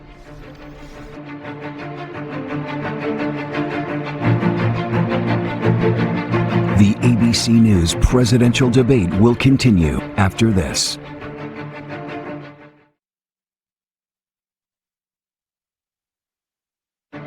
Live from the National Constitution Center in Philadelphia, Pennsylvania. Here again, David Muir and Lindsay Davis. Welcome back to this historic ABC News presidential debate tonight. We're going to continue here, and I want to turn to the war in Ukraine. We're now 2.5 years into this conflict. Mr. President, it has been the position of the Biden administration that we must defend Ukraine from Russia, from Vladimir Putin, to defend their sovereignty, their democracy, that it's in America's best interest to do so, arguing that if Putin wins, he may be emboldened to move even further into other countries. You have said you would solve this war in 24 hours. You said so just before the break tonight. How exactly would you do that? And I want to ask you a very simple question tonight. Do you want Ukraine to win this war? I want the war to stop. I want to save lives that are being uselessly, people being killed by the millions. It's the millions. It's so much worse than the numbers that you're getting, which are fake numbers. Look, we're in for 250 billion or more because they don't ask Europe, which is a much bigger beneficiary to getting this thing done than we are. They're in for $150 billion less because Biden and you don't have the courage to ask Europe like I did with NATO. They paid billions and billions, hundreds of billions of dollars when I said, either you pay up or we're not going to protect you anymore. So that's maybe one of the reasons they don't like me as much as they like weak people. But you take a look at what's happening. We're in for 250 to 275 billion. They're into 100 to 150. They should be forced to equalize. With that being said, I want to get the war settled. I know Zelensky very well, and I know Putin very well. I have a good relationship, and they respect your president, okay? They respect me. They don't respect Biden. How would you respect him? Why? For what reason? He hasn't even made a phone call in 2 years to Putin, hasn't spoken to anybody. They don't even try and get it. That is a war that's dying to be settled. I will get it settled before I even become president. If I win, when I'm president-elect, and what I'll do is I'll speak to one, I'll speak to the other, I'll get them together. That war would have never happened. And in fact, when I saw Putin after I left, unfortunately left because our country has gone to hell. But after I left, when I saw him building up soldiers, he did it after I left, I said, oh, he must be negotiating. It must be a good, strong point of negotiation. Well, it wasn't, because Biden had no idea how to talk to him. He had no idea how to stop it. And now you have millions of people dead, and it's only getting worse, and it could lead to World War III. Don't kid yourself, David. We're playing with World War III, and we have a president that we don't even know if he's. Where is our president? We don't even know if he's a president. And just to clarify they here, threw him out of a campaign like a dog. We don't even know. Is he our president? But we have a president, Mr. President, that doesn't know he's alive. Your time is up. Just to clarify in the question, do you believe it's in the U.S. best interest for Ukraine to win this war, yes or no? I think it's the U.S. best interest to get this war finished and just get it done. All right. Negotiate a deal, because we have to stop all of these human lives from being destroyed. I want to take this to Vice President Harris. I want to get your thoughts on support for Ukraine in this moment, but also, as Commander-in-Chief, if elected, how would you deal with Vladimir Putin, and would it be any different from what we're seeing from President Biden? Well, first of all, it's important to remind the former president you're not running against Joe Biden, you're running against me. I believe the reason that Donald Trump says that this war would be over within 24 hours is because he would just give it up. And that's not who we are as Americans. Let's understand what happened here. I actually met with Zelensky a few days before Russia invaded, tried through force to change territorial boundaries, to defy one of the most important international rules and norms, which is the importance of sovereignty and territorial integrity. And I met with President Zelensky. I shared with him American intelligence about how he could defend himself. Days later, I went to NATO's eastern flank, to Poland and Romania. And through the work that I and others did, we brought 50 countries together to support Ukraine in its righteous defense. And because of our support, because of the air defense, the ammunition, the artillery, the javelins, the Abrams tanks that we have provided, Ukraine stands as an independent and free country. If Donald Trump were president, Putin would be sitting in Kyiv right now. And understand what that would mean, because Putin's agenda is not just about Ukraine. Understand why the European allies and our NATO allies are so thankful that you are no longer president, and that we understand the importance of the greatest military alliance the world has ever known, which is NATO, and what we have done to preserve the ability of Zelensky and the Ukrainians to fight for their independence. Otherwise, Putin would be sitting in Kyiv with his eyes on the rest of Europe, starting with Poland. And why don't you tell the 800,000 Polish Americans right here in Pennsylvania how quickly you would give up for the sake of favor and what you think is a friendship with what is known to be a dictator who would eat you for lunch. Vice President Harris, thank you. We've heard from both of you on Ukraine tonight. Afghanistan came up in the last hour. I wanted her to respond to something you said earlier, and please, I'll give you a minute here. Putin would be sitting in Moscow, and he wouldn't have lost 300,000 men and women, but he would have been sitting in Moscow. Quiet, please. He would have been sitting in Moscow, much happier than he is right now. But eventually, you know, he's got a thing that other people don't have. He's got nuclear weapons. They don't ever talk about that. He's got nuclear weapons. Nobody ever thinks about that. And eventually, maybe he'll use them, and maybe he hasn't been that threatening, but he does have that. Something we don't even like to talk about. Nobody likes to talk about it. But just so you understand, they sent her to negotiate peace before this war started. 3 days later, he went in and he started the war because everything they said was weak and stupid. They said the wrong things. That war should have never started. She was the emissary. They sent her in to negotiate with Zelensky and Putin, and she did. And the war started 3 days later. And that's the kind of talent we have with her. She's worse than Biden. In my opinion, I think he's the worst president in the history of our country. She goes down as the worst vice president in the history of our country. But let me tell you something. She is a horrible negotiator. They sent her in to negotiate. As soon as they left, Putin did the invasion. President Trump, thank you. You did bring up something. You said she went to negotiate with Vladimir Putin. Vice President Harris, have you ever met Vladimir Putin? Can you clarify tonight? Yet again, I said it at the beginning of this debate, you're going to hear a bunch of lies coming from this fellow. And that is another one. When I went to meet with President Zelensky, I've now met with him over 5 times. The reality is it has been about standing as America always should, as a leader upholding international rules and norms, as a leader who shows strength, understanding that the alliances we have around the world are dependent on our ability to look out for our friends and not favor our enemies because you adore strongmen instead of caring about democracy. And that is very much what is at stake here. The President of the United States is Commander-in-Chief, and the American people have a right to rely on a president who understands the significance of America's role and responsibility in terms of ensuring that there is stability and ensuring we stand up for our principles and not sell them for the benefit of personal flattery. We've talked about Ukraine and Vladimir Putin. I do want to talk about Afghanistan. It came up in the first hour of this debate. I want to move on to Afghanistan. Stoltenberg said Trump did the most amazing thing I've ever seen. He got these countries, the 28 countries at the time, to pay up. He said, I've never seen. He's the head of NATO. He said, I've never seen. For years, we were paying almost all of NATO. We were being ripped off by European nations, both on trade and on NATO.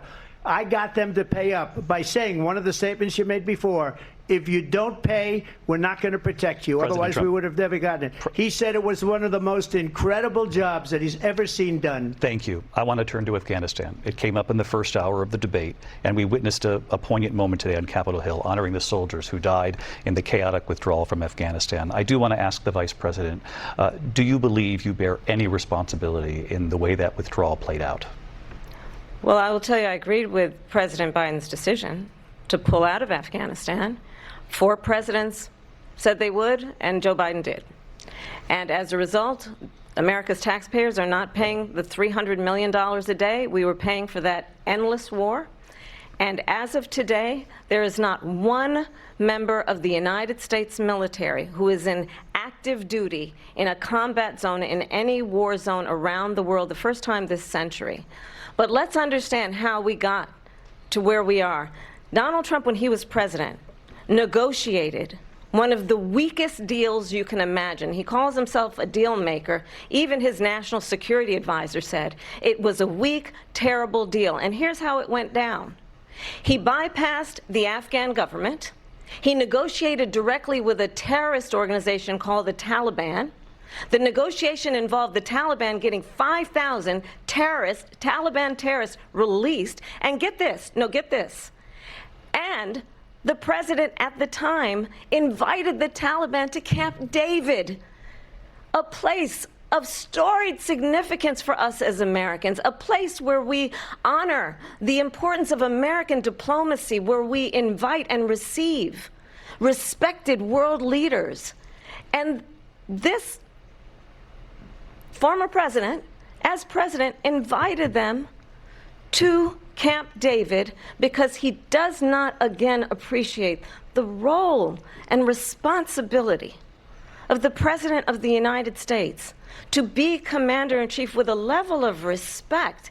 And this gets back to the point of how he has consistently disparaged and demeaned members of our military, fallen soldiers, and the work that we must do to uphold the strength and the respect of the United States of America around the world. Vice President Harris, thank you. President Trump, your response to her saying that you began the negotiations with the Taliban. So if you take a look at that period of time, the Taliban was killing our soldiers, a lot of them, with snipers. And I got involved with the Taliban because the Taliban was doing the killing. That's the fighting force within Afghanistan. They don't bother doing that because, you know, they deal with the wrong people all the time. But I got involved. And Abdul is the head of the Taliban. He is still the head of the Taliban. And I told Abdul, don't do it anymore. You do it anymore, you're going to have problems. And he said, why do you send me a picture of my house? I said, you're going to have to figure that out, Abdul. And for 18 months, we had nobody killed. We did have an agreement negotiated by Mike Pompeo. It was a very good agreement. The reason it was good, it was we were getting out. We would have been out faster than them, but we wouldn't have lost the soldiers. We wouldn't have left many Americans behind, and we wouldn't have left $85 billion worth of brand new, beautiful military equipment behind. And just to finish, they blew it. The agreement said you have to do this, and they didn't do it. They didn't do it. The agreement was terminated by us because they didn't do what they were supposed to do. I want to move on. And these people did the worst withdrawal, and in my opinion, the most embarrassing moment in the history of our country. And by the way, that's why Russia attacked Ukraine, because they saw how incompetent she and her boss are. President Trump, thank you. I want to move on now to race and politics in this country. Mr. President, you recently said of Vice President Harris, quote, "I didn't know she was black until a number of years ago when she happened to turn black, and now she wants to be known as black." I want to ask a bigger picture question here tonight. Why do you believe it's appropriate to weigh in on the racial identity of your opponent? I don't, and I don't care. I don't care what she is. I don't care. You make a big deal out of something. I couldn't care less. Whatever she wants to be is okay with me. But those were your words, so I'm asking. I don't know. I mean, all I can say is I read where she was not black, that she put out, and I'll say that. And then I read that she was black, and that's okay. Either one was okay with me. That's up to her. That's up to her. Vice President Harris, your thoughts on this? I think it's, I mean, honestly, I think it's a tragedy that we have someone who wants to be president who has consistently, over the course of his career, attempted to use race to divide the American people. You know, I do believe that the vast majority of us know that we have so much more in common than what separates us, and we don't want this kind of approach that is just constantly trying to divide us, and especially by race. And let's remember how Donald Trump started. He was land, he owned buildings, and he was investigated because he refused to rent property to black families. Let's remember, this is the same individual who took out a full-page ad in the New York Times calling for the execution of 5 young black and Latino boys who were innocent, the Central Park 5. Took out a full-page ad calling for their execution. This is the same individual who spread birther lies about the first black president of the United States. And I think the American people want better than that, want better than this, want someone who understands, as I do, I travel our country. We see in each other a friend. We see in each other a neighbor. We don't want a leader who is constantly trying to have Americans point their fingers at each other. I meet with people all the time who tell me, can we please just have discourse about how we're going to invest in the aspirations and the ambitions and the dreams of the American people?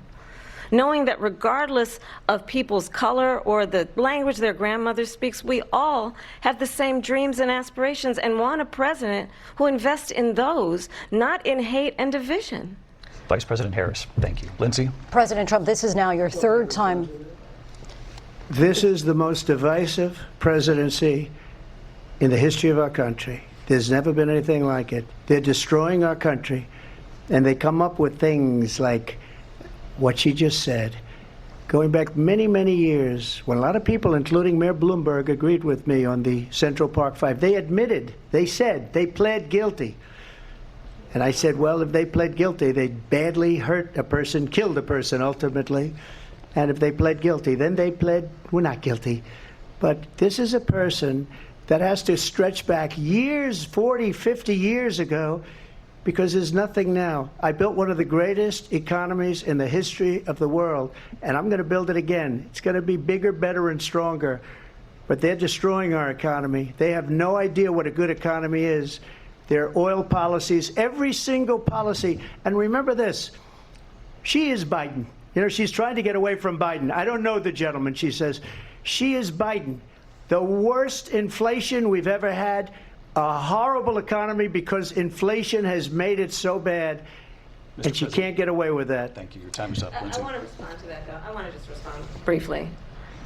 Clearly, I am not Joe Biden, and I am certainly not Donald Trump. And what I do offer is a new generation of leadership for our country, one who believes in what is possible, one who brings a sense of optimism about what we can do instead of always disparaging the American people. I believe in what we can do to strengthen our small businesses, which is why I have a plan. Let's talk about our plans and let's compare the plans. I have a plan to give startup businesses $50,000 tax deduction, to pursue their ambitions, their innovation, their ideas, their hard work. I have a plan, $6,000 for young families for the first year of your child's life, to help you in that most critical stage of your child's development. I have a plan that is about allowing people to be able to pursue what has been fleeting in terms of the American dream by offering a help with down payment of $25,000 down payment assistance for first-time home buyers. That's the kind of conversation, I believe, David, that people really want tonight, as opposed to a conversation that is constantly about belittling and name-calling. Let's turn the page Vice President and move Harris, forward. thank you. Let's turn to policy. President Trump, we have to move on. President Trump.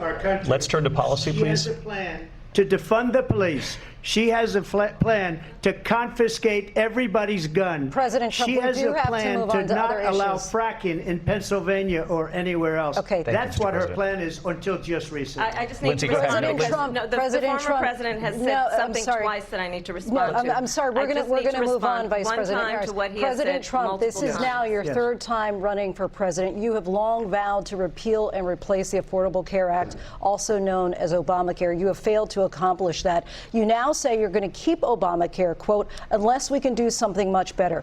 Last month, you said, quote, we're working on it. So tonight, 9 years after you first started running, do you have a plan, and can you tell us what it is? Obamacare was lousy health care, always was. It's not very good today.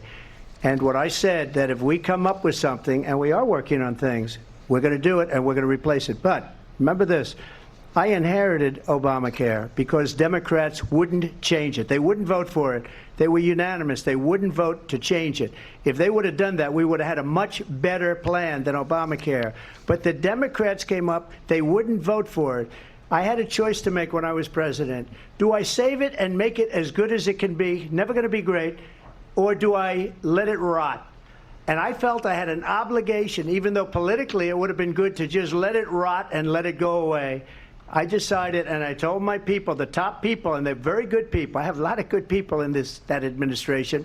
We read about the bad ones. We had some real bad ones, too, and so do they. They have really bad ones. The difference is they don't get rid of them. But let me just explain. I had a choice to make. Do I save it and make it as good as it can be, or do I let it rot? And I saved it. I did the right thing. But it's still never going to be great, and it's too expensive for people. And what we will do is we're looking at different plans. If we can come up with a plan that's going to cost our people, our population, less money and be better health care than Obamacare, then I would absolutely do it. But until then, I'd run it as good as it can be run. So just a yes or no, you still do not have a plan? I have concepts of a plan. I'm not president right now. But if we come up with something, I would only change it if we come up with something that's better and less expensive. And there are concepts and options we have to do that. And you'll be hearing about it in the not too distant future. Vice President Harris, in 2017, you supported Bernie Sanders' proposal to do away with private insurance and create a government-run healthcare system. 2 years later, you proposed a plan that included a private insurance option. What is your plan today? Well, first of all, I absolutely support, and over the last 4 years as vice president, private health care options. But what we need to do is maintain and grow the Affordable Care Act. But I'll get to that, Lindsay. I just need to respond to a previous point that the former president has made. I've made very clear my position on fracking. And then this business about taking everyone's guns away. Tim Walz and I are both gun owners. We're not taking anybody's guns away. So stop with the continuous lying about this stuff. As it relates to the Affordable Care Act, understand, just look at the history to know where people stand. When Donald Trump was president, 60 times he tried to get rid of the Affordable Care Act. 60 times. I was a senator at the time when I will never forget the early morning hours when it was up for a vote in the United States Senate. And the late, great John McCain, who you have disparaged as being, you don't like him, you said at the time, because he got caught. He was an American hero. The late, great John McCain, I will never forget that night, walked onto the Senate floor and said, no, you don't. No, you don't. No, you don't get rid of the Affordable Care Act. You have no plan. And what the Affordable Care Act has done is eliminate the ability of insurance companies to deny people with pre-existing conditions. I don't have to tell the people watching tonight, you remember what that was like? Remember when an insurance company could deny if a child had asthma, if someone was a breast cancer survivor, if a grandparent had diabetes? And thankfully, as I've been vice president, and we over the last 4 years have strengthened the Affordable Care Act, we have allowed for the first time Medicare to negotiate drug prices on behalf of you, the American people. Donald Trump said he was going to allow Medicare to negotiate drug prices. He never did. We did. And now we have capped the cost of insulin at $35 a month. Since I've been vice president, we have capped the cost of prescription medication for seniors at $2,000 a year. And when I am president, we will do that for all people, understanding that the value I bring to this is that access to health care should be a right and not just a privilege of those who can afford it. And the plan has to be to strengthen the Affordable Care Act, not get rid of it. Vice President Harris, thank in terms you. of where Donald Trump stands on that. I want to move to an issue that's important for a lot of... She made a mistake. Number one, John McCain fought Obamacare for 10 years. But it wasn't only him. It were all of the Democrats that kept it going. And you know what? We can do much better than Obamacare, much less money. But she won't improve private insurance for people, private medical insurance. That's another thing she doesn't want to get. People are paying privately for insurance that have worked hard and made money, and they want to have private. She wants everybody to be on government insurance where you wait 6 months for an operation that you need immediately. President Trump, thank you. We have another issue that we'd like to get to that's important for a number of Americans, in particular younger voters, and that's climate change. President Trump, with regard to the environment, you say that we have to have clean air and clean water. Vice President Harris, you call climate change an existential threat. The question to you both tonight is, what would you do to fight climate change? And Vice President Harris, we'll start with you. 1 minute for you each. Well, the former president had said that climate change is a hoax. And what we know is that it is very real. You ask anyone who lives in a state who has experienced these extreme weather occurrences, who now is either being denied home insurance or it's being jacked up. You ask anybody who has been the victim of what that means in terms of losing their home, having nowhere to go. We know that we can actually deal with this issue. The young people of America care deeply about this issue. And I am proud that as vice president over the last 4 years, we have invested $1 trillion in a clean energy economy, while we have also increased domestic gas production to historic levels. We have created over 800,000 new manufacturing jobs while I have been vice president. We have invested in clean energy to the point that we are opening up factories around the world. Donald Trump said he was going to create manufacturing jobs. He lost manufacturing jobs.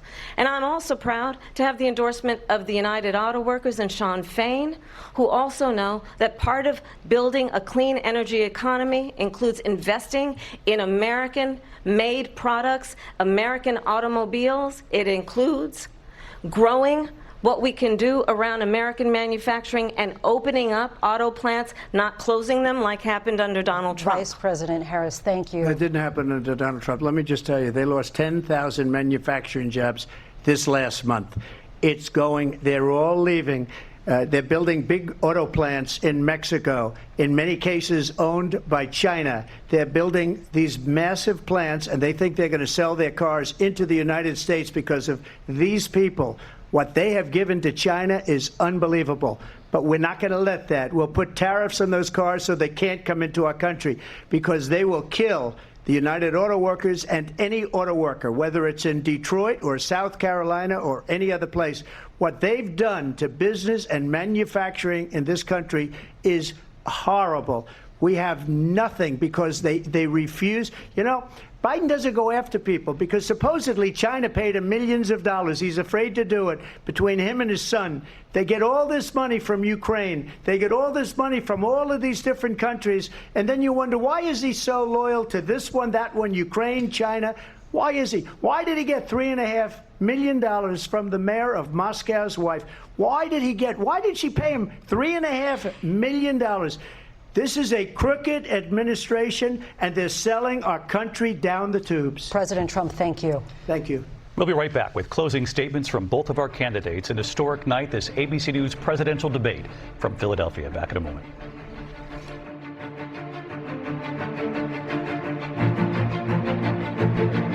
The ABC News presidential debate will continue after this. Live from the National Constitution Center in Philadelphia, Pennsylvania. Here again, David Muir and Lindsay Davis. Welcome back tonight. The time has come for closing statements, and Vice President Harris, we begin with you. So I think you've heard tonight two very different visions for our country. One that is focused on the future, and the other that is focused on the past, and an attempt to take us backward. But we're not going back. And I do believe that the American people know we all have so much more in common than what separates us. And we can chart a new way forward. And a vision of that includes having a plan, understanding the aspirations, the dreams, the hopes, the ambition of the American people, which is why I intend to create an opportunity economy, investing in small businesses, in new families, in what we can do around protecting seniors, what we can do that is about giving hardworking folks a break and bringing down the cost of living. I believe in what we can do together that is about sustaining America's standing in the world and ensuring that we have the respect that we so rightly deserve, including respecting our military and ensuring we have the most lethal fighting force in the world. I will be a president that will protect our fundamental rights and freedoms, including the right of a woman to make decisions about her own body and not have her government tell her what to do. I'll tell you, I started my career as a prosecutor. I was a DA, I was an attorney general, a United States senator, and now vice president. I've only had one client, the people.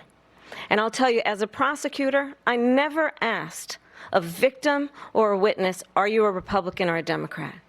The only thing I ever asked them, are you okay? And that's the kind of president we need right now. Someone who cares about you and is not putting themselves first. I intend to be a president for all Americans and focus on what we can do over the next 10 and 20 years to build back up our country by investing right now in you, the American people. Vice President Harris, thank you. President Trump?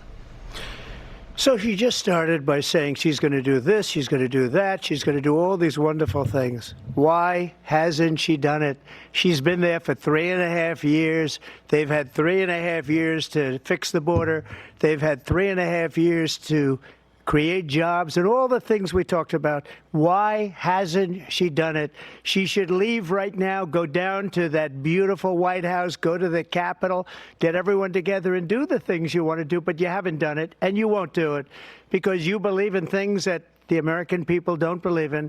You believe in things like we're not going to frack. We're not going to take fossil fuel. We're not going to do things that are going to make this country strong, whether you like it or not. Germany tried that, and within 1 year, they were back to building normal energy plants. We're not ready for it. We can't sacrifice our country for the sake of bad vision. But I just ask one simple question. Why didn't she do it? We're a failing nation. We're a nation that's in serious decline. We're being laughed at all over the world. All over the world, they're laughed. I know the leaders very well. They're coming to see me. They call me. We're laughed at all over the world. They don't understand what happened to us as a nation. We're not a leader. We don't have any idea what's going on. We have wars going on in the Middle East. We have wars going on with Russia and Ukraine. We're going to end up in a third world war, and it'll be a war like no other because of nuclear weapons, the power of weaponry. I rebuilt our entire military. She gave a lot of it away to the Taliban. She gave it to Afghanistan. What these people have done to our country, and maybe toughest of all, is allowing millions of people to come into our country. Many of them are criminals, and they're destroying our country. The worst president, the worst vice president in the history of our country. President Trump, thank you. And that is our ABC News presidential debate from here in Philadelphia at the National Constitution Center. I'm Lindsay Davis. And I'm David Muir. Thank you for watching here in the U.S. and all over the world, and from all of us here at ABC News. Good night.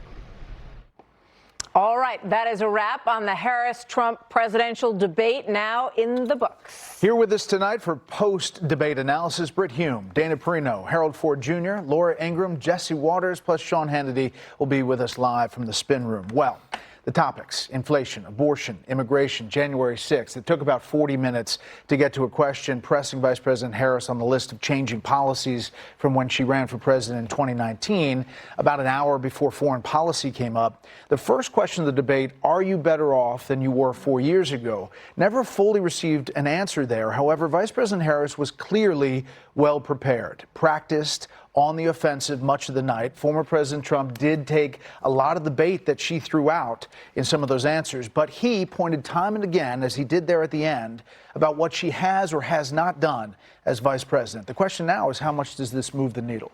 Yeah, I mean, it has to be said that she was really never held to the fire.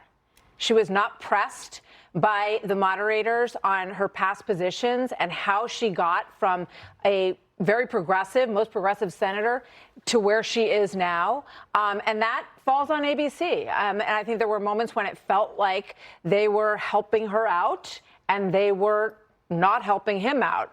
There were times when he didn't pivot as well as he should have to move on to some of the points that he no doubt wanted to make. He went down a few cat and dog holes rather than rabbit holes tonight, which will be discussed, no doubt. I thought the strongest moments were foreign policy, Iran, when he talked about Ukraine, Afghanistan, and that close. Why haven't you done it? Okay, let's go around the horn. Brit Hume, thoughts? Well, I thought the single question that needed to be answered tonight was, Madam Vice President, why have you changed your position? Give us your thoughts on why you changed your position, not just on the small handful of issues that were raised by the moderators, but on a range of other issues. There were like 2 questions on the whole thing all evening. She never had to account for her changes. Never. She said she'd go down the list. She never really. She never did. Now, look, make no mistake about it. Trump had a bad night. He rose to the bait repeatedly when she baited him, something I'm sure his advisors had begged him not to do. In the first debate when Biden attacked him, he just kept his cool and kept going. In this debate, he rose to debating, and we heard so many of the old grievances that we'd long thought that Trump had learned were not winners politically. Mm-hmm. And there they all were, talking about how he didn't lose the election and all that. I mean, my sense is that she came out of this in pretty good shape. Now, how long this will last and is anybody's guess. But for tonight, at least, this was pretty much her night. You're saying she had a good night? I'm saying she certainly did. Sean Hannity is in the spin room. Thoughts on this debate, Sean? Disagree on other parts of what he said. I think the biggest loser in the debate, and we talked about this pre-debate, is ABC. The fact that we didn't get to fundamental, strong positions that Kamala Harris had taken on very deep and profound issues involving the economy and immigration and ending private health care and defund and dismantle. There was a lot of cliche, a lot of rehearsal that I saw in her performance. Okay, that's fine. That was anticipated. There were a lot of lies that she told about abortion, about Project 2025, about gun confiscation, and that was frustrating on a lot of fronts. I think that the biggest epic fail here is that, we're now 50 days in, and early voting, for example, we're in the Commonwealth of Pennsylvania tonight, starts 1 week from tonight, and then it rolls out in all these other swing states that matter. The fact that we don't know if she still supports, free housing, health care, education, and sex change operations for illegal immigrants is unfathomable to me after an hour-and-a-half debate. Does she still support defund, dismantle, no bail laws? Do we have an answer on no fracking and no drilling? She didn't say that in 2000. Even CNN fact-checked her after her 16-minute and 29-second debate. We don't have answers on the economy. Bidenomics being a great success. President Trump, I thought, was effective on the issue of, okay, 3.5 years you've been vice president. Why haven't you gotten these things done? And in many, many ways, that pass that she's gotten has been the greatest disservice, I think, tonight to the American people. That's on ABC Disney. That really shouldn't be the other candidate's job to be challenging them, especially when you have muted microphones. We don't know anything about Kamala Harris, and that's frustrating. I didn't hear you. What? No, that's it. We were listening to you. Thank you, Sean. Thank you, Sean. Let's go to Harold Ford Jr. Harold, your takeaway from tonight. So I agree with Brett. This what has to be thought of by supporters of Donald Trump and people in that campaign is a disappointment. June 27th, we talked about before, was a different kind of collapse for Joe Biden. In some ways, this has to be thought of as a collapse in some ways. I got reaction from Republican friends. The two common things were train wreck and he needs this to end. These are people who support him and I think will continue to support him. I said about Joe Biden that night that he seemed all over the place. He seemed unprepared and unorganized. I get the sense. I think ABC, the moderators, could have done a better job. But it's almost like if you're in a basketball game and you go up against playing a team that's taller than you, you don't complain at the end of the game. They're taller than us. We knew that before. He's used to people piling on him. He just didn't seem like he was ready. If you're a voter watching tonight, I was reminded of the great Dennis Green, the former coach of the Vikings, who said they are who we thought they were. And Donald Trump tonight was that guy. Two, she conveyed the calm. She conveyed a preparation. Did she answer all the questions about the switches? No. But I would have thought that he would have raised some of those. I know we said, well, should he have to do that? When you're in a fight for what you believe is the fight for the country, in the soul of the country, then you have to be willing to do those things. Finally, she was tenacious on Russia. She had clarity about the future of the country. He was a little too gloomy, I thought. And when asked, I saw around the table, I've never heard Donald Trump not be definitive about a set of plans. He said, I have concepts of a plan. Here we are, 56 days from an election. You've been president before. He's got to recover from this, and we'll see if there's another debate. I hope the two of you are moderating if there is another debate. And if I'm him, I'm asking for one. Speaking tomorrow. of which, senior advisor to the Harris campaign, Brian Fallon, just sending out, that was fun, let's do it again in October. To that point, Fox has officially invited both campaigns to a debate in October. We have sent a formal invitation, as we had before, and we've renewed that specifically for a debate to be hosted on Fox News in October. We hope they take it up. Seems like the American people would love another opportunity to see these candidates. It's been such a short window, and they deserve as many opportunities as possible. We certainly hope that they will take us up on that. Jesse, your thoughts? I don't think the American people are watching and thinking any of these people won. This was rough. This was pretty intense at times. She started off shaky. She regained her footing. But I thought she was going to come out with some of these memorable lines. All the memorable lines were from Donald Trump. Run, spot, rum. Shh, shh, I'm speaking. Does that sound familiar? Wake Joe Biden up at 4 o'clock in the afternoon and go get him to sign this thing to close the border. I took a bullet because you said I was a threat to democracy. And they're eating the pets. You know, you watch this thing, if you're a Democrat, you're like, oh, she did a great job. She was much more forceful than Joe Biden. If you're a Republican, you look at this and you're like, that's Donald Trump. He had some moments where you were like, oh my God, where are we going with this? And then he just had some great knockouts.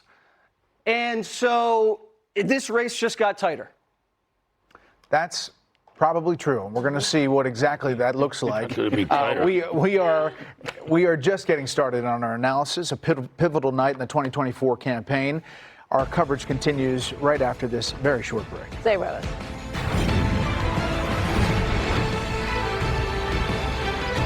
Kamala Harris was given one important job as vice president: monitor and control our southern border. How did she do? Did she take the job seriously?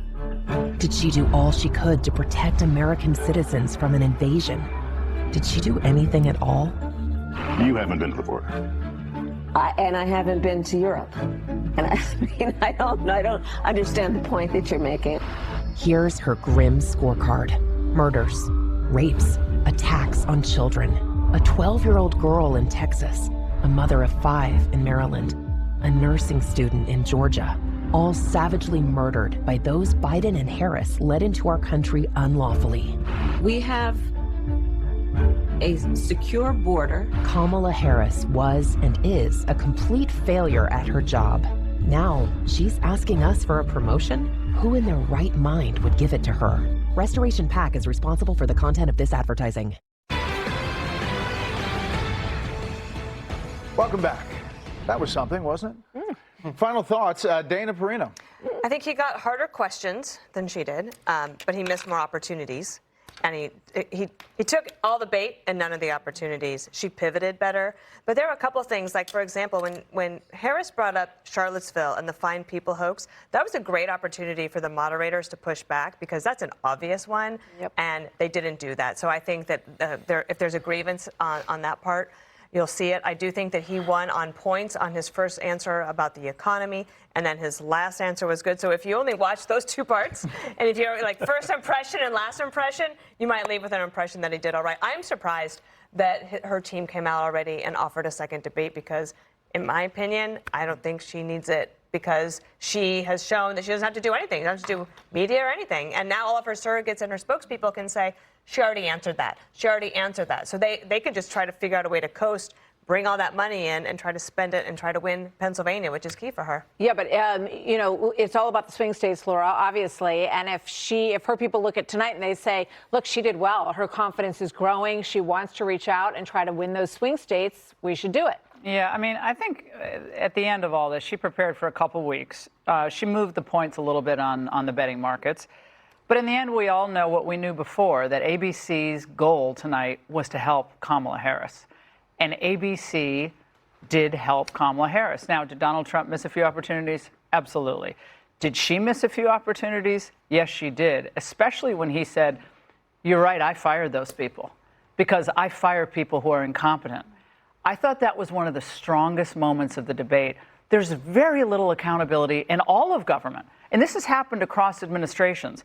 So I think in the end, if the steel workers in Pennsylvania want to keep their jobs, if the auto workers in Michigan want to keep their jobs, they see this debate and they see one person standing up for them, and it's still Donald Trump. But Britt, you know, you look at the CNN interview with Dana Bash that she does alongside her nominee, Tim Walz.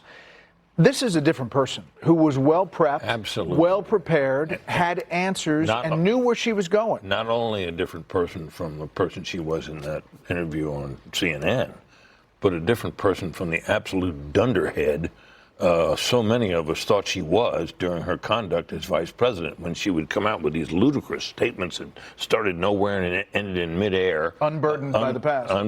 Unburdened by common sense. And here she was tonight. She was composed. She was prepared. She kept her cool. She saw advantages. She took them. She baited him successfully, which was the story of the debate, in my view. So she came out ahead in this, in my opinion. No doubt. Now, whether it'll move the needle in the race, very few things seem to, but that remains to be seen. What are you going to say? Does it move the needle, though? It may or may not. But think about this.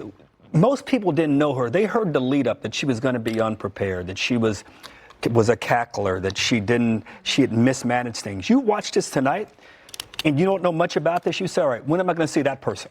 Because you saw a different person this evening. Now, I'm delighted that there's going to be a second debate. At least there's an eagerness and a willingness on the part of them to do it again. Because I think these questions should be asked of the vice president about the shift in positions. But what I don't get, and all of you all, I respect everybody on this panel, why didn't he ask these questions of her? I mean, if you believe that your candidacy is that important to the country, I didn't say be mean-spirited about it. And he had some moments where he was a little mean. He could have asked the question about the shifting positions. Now, should the moderators have done it? No doubt. But if I was on that stage, I would have asked those questions. Tonight, she won. If she's asking for another debate, though, they don't think she won this debate, hands down. They I agree would with be, you. to Dana's point, saying, We're mic done. drop, we're done. Yep. They don't think that she's in a position right now to win this race. Well, they need another debate. I don't disagree. I think it's an even race. I just think she won tonight. Let's hope that they say yes. And again, we have the formal invite out there. This has been quite something because there was a lot of buildup to this moment. Yeah. There was a lot of buildup. The question is, how many people watched for how long?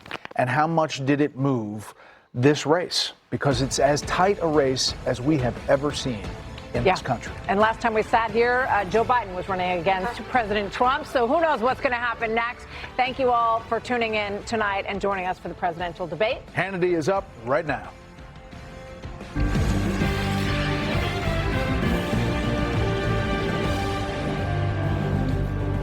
All right, thank you, Brett. Thank you, Martha. Welcome to Hannity. We are live. We are in the spin room, and we are in Philadelphia, Pennsylvania, where the first and only scheduled debate between Donald Trump and Kamala Harris is officially now in the books. In just a moment, we're going to get reaction from Senator Marco Rubio, Senator Ted Cruz, Trump's running mate J.D. Vance, and Robert Kennedy Jr.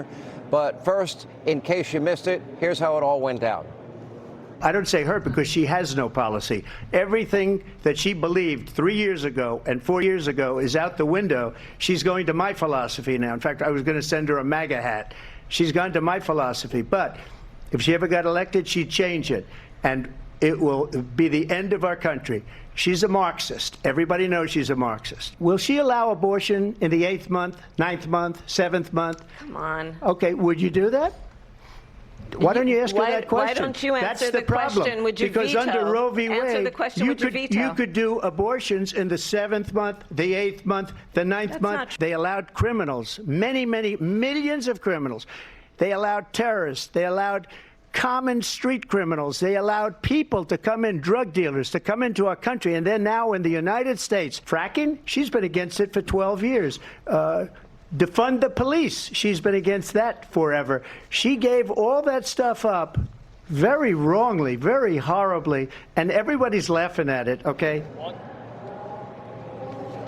All right, what you didn't hear tonight was any substance from Kamala Harris about pretty much anything. She delivered a lot of pre-rehearsed, memorized platitudes, lines, plenty of attacks. This was, I hate Trump, I hate Trump, I hate Trump, and I hate Trump more. Anyway, with lots of kind of weird faces and expressions, we still don't have answers where she stands on defunding the police, electric vehicle mandates, mandatory gun confiscation, which she lied about, Medicare for all, the $93 trillion Green New Deal she co-sponsored in the U.S. Senate with Bernie Sanders, banning plastic straws, reducing red meat consumption up to a 70 or 80% income tax rate. Bidenomics, we call it Bidenomics, and we're proud of it. Offshore drilling, fracking, decriminalizing illegal immigration, free housing, health care, education, college education, and now sex change surgery provided by taxpayers. We didn't hear about the border wall that she was against, that now she's for, and we didn't hear about illegal immigrants and returning home, late-term abortion. She didn't answer the question about restrictions, about months 7, 8, and 9, and the list goes on and on.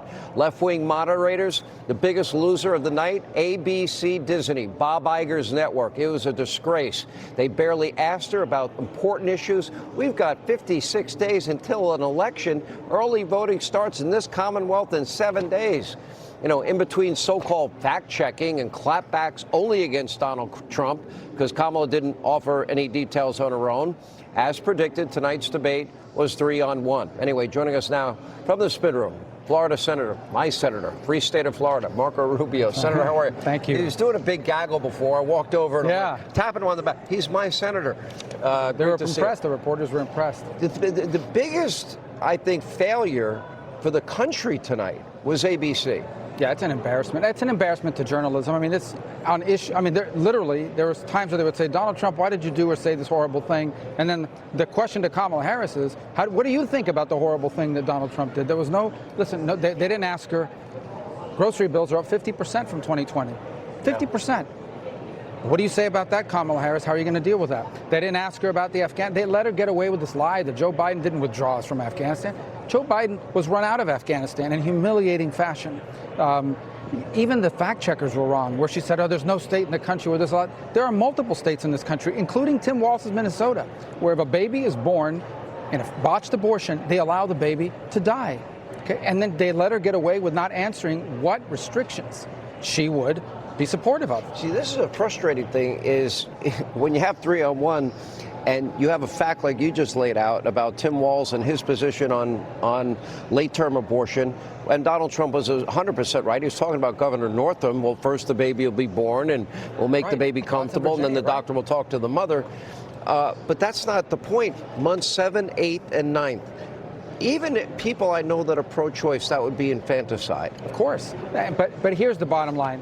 Americans know Donald Trump. He was their president. He's been campaigning out since 2016. They know his positions. They know very little about Kamala Harris. Tonight, for the first time, despite the best efforts of these moderators, Americans began to learn that this was someone who was raising money to bail rioters out of jail. This was someone who said she wanted to defund ICE. This was someone who basically said that we should be paying for the sex change operations of illegal migrants in detention. This was someone who accused the Border Patrol of whipping Haitian migrants at the border. And this is someone that has been in the White House for 4 years, talking about all these things she's going to do. They've done none of them. She talks about immigration in this bill. They have the power in the law right now to enforce our immigration laws.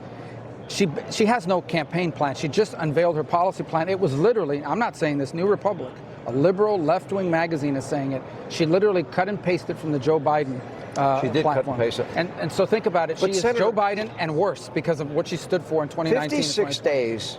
Just bear with me the list. No restrictions on abortion for him and for her and her running mate. Mandatory gun buyback. She lied about that at the end of the debate. No border wall, decriminalizing illegal immigration, free housing, health care, education, free college in Minnesota, legal driver's licenses. We've had murder, we've had rape, we've had violent crime, and now we're going to offer what? Taxpayer-funded sex change operations. She supports reparations. The $93 trillion Green New Deal, which would be the end of capitalism, she co-sponsored it. Government health care for all, the elimination of private health insurance. Right. How does ABC not bring that up? Not a single one of those things was asked. How did they not bring up? She said we got to not say radical Islamic terrorism or illegal aliens. But President Trump did a good job of injecting that in there. And in the end of the debate, he said the most important thing, and that is she's been there for 4 years. All these things she's promising, they haven't done. And frankly, she wouldn't answer the most important question she was asked all night. Are Americans, she was asked this, are Americans better off today than they were 4 years ago? She didn't even answer it. She went on to talk about how she was born to a middle-class family, raised in Canada for part of that time in what apparently is not a middle-class neighborhood. But nonetheless, she went into her biography. And I think she was exposed tonight. The talking heads, they analyze this because they all want to pretend like Kamala Harris was born on July 24th of this year. She has a record. She has a record as a senator, and she has a record as vice president. And Americans tonight got a glimpse of what she really believes, what she really stands for, and what direction she'll actually take our country. And I think that was a big win, big win. Does this move the needle in your view? I think it does because there's a lot of voters. Remember, voters in the real world don't analyze this like the people that talk on cable news. They're viewing it in their mindset, okay, who's this lady? And they start hearing these things. Hold on a second, she helped bail out rioters? Hold on a second, she wouldn't answer the question about at what point should an abortion not be allowed, the day before the due date. She wouldn't answer that question. They pick up on these things. And for her to brag about Afghanistan, she bragged about Afghanistan. Okay, she said Joe Biden got us out. He was run out of there. And not only was he run out of there, we lost $90 billion worth of American equipment that they're parading down the street. There are a lot of real people in the real world who are not political junkies who are going to vote and decide this election, who watched tonight. They saw the man that was president, and they remember their lives were better when he was president. They were safer. They were more prosperous. We were more respected in the world. And then they saw this person. They didn't know a lot about her, and now they're beginning to learn facts about her that I think will be decisive. Senator, great to see you. Thank you. Appreciate it. Thank you. All right. Now, according to the Washington Post, the Harris campaign is now saying they want a second debate. What does that tell us? Joining us with more reaction to tonight's debate, Texas Senator Ted Cruz is with us. Senator, how do you interpret that and your overall thoughts on the debate tonight? Well, listen, I'm skeptical that Kamala's team will have her do a second debate. I think they're going to back out of that. I think they're going to send her back to Joe Biden's basement. I think we probably will not see Kamala emerge again from the basement, sort of like the groundhog in her shadow. She's not going to come out again from the basement until election night, other than to go for rallies and read from teleprompters. And listen, I got to say tonight, what Kamala demonstrated is, number one, she cannot defend her disastrous record. Her record is an absolute train wreck. So instead what she did, what we saw tonight in this, quote, debate, was her repeating memorized set pieces from her stump speech and from her convention speech. The very opening question, the most important question in any election, are you better off now than you were 4 years ago? She refused to answer that because she couldn't answer that, because nobody, unless you are a Mexican drug lord, nobody else is better off than they were 4 years ago. So she didn't answer that. Instead, she's like, I'm from a middle-class family. I want things better for you. And no aspect on inflation. She didn't address that she cast the tie-breaking vote on trillions of dollars of spending that caused inflation, hurting Americans across this country. On energy, she didn't address that she and Joe Biden have waged war on American energy over and over and over again, driving up the cost of gasoline and everything else for Americans. On the border, she didn't address her own personal responsibility, the invasion, the crime, the murders, the women sexually assaulted, the children brutalized. She didn't take responsibility for any of that. And then on foreign policy, I actually thought on foreign policy she was the weakest. It was absurd when she turned to Donald Trump and says, well, everyone knows you were weak and ineffective. Listen, if Donald Trump were still in the White House, the two wars that broke out under her leadership and Joe Biden's would not have happened. Russia would not have invaded Ukraine, and we would not have the war in Israel. And she took no responsibility for that weakness, nor did she have a word to say about the over $100 billion that she and Joe Biden have flowed to Iran? All of her records she ran away from, and I got to say, the ABC moderators were complicit in her running a completely fact-free debate performance. I think that's well said, Senator. I mean, and there's so much that we don't understand. Defund, dismantle, reimagine, ICE, the police, the mini-app. They wanted to talk about January 6th. There was 600 riots in the summer of 2020. She tweets out the Minnesota bail fund 4 days after the police precinct is burned. And, you know, they won't stop. They shouldn't stop. We're not going to stop. All things that she said.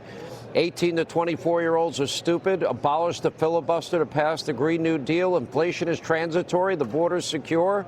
We're proud of Bidenomics. The country needs to be woke. We'll never deport illegals. And now we're going to give free sex change operations to convicted felons and illegal immigrants. How is that going to go over in your state of Texas? I would imagine not so well. Look, it goes over terribly. But what you just did, what I just did, is what the Trump campaign needs to do between now and Election Day, which is lay out the actual facts of her record, because she won't confront them. So for example, on abortion, she said, no, I'm not for late-term abortions, 8 and 9 month abortions. Well, she has voted for legislation that would legalize abortion up until the moment of birth. When she says, I don't know what you're talking about, abortion after birth, well, Kamala Harris voted against the Born Alive Infant Protection Act, which says that if in the course of an abortion a baby is alive, is breathing, is outside the womb, you can't just kill the baby. She voted no. And so her actual record needs to be systematically laid out when it comes to crime.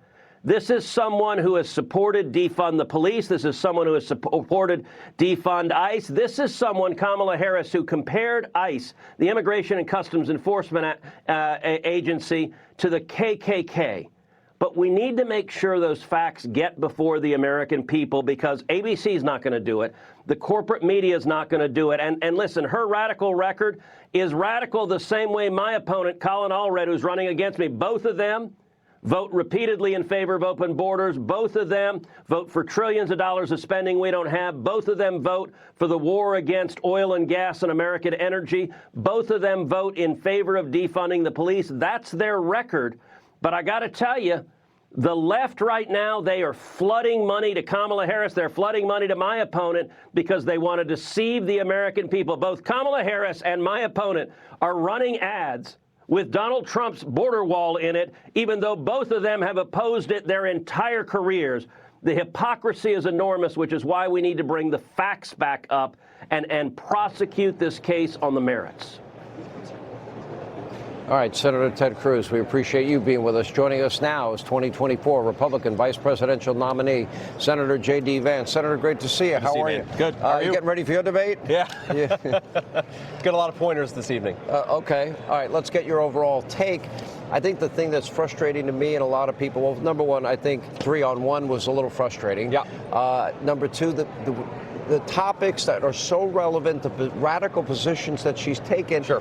When I first interviewed you, the first interview you did, when you were vice president, when you announced to be the candidate, I asked you every hard question, and you answered every one of them. And I kept you longer because it was supposed to be 10 minutes. I kept you 30.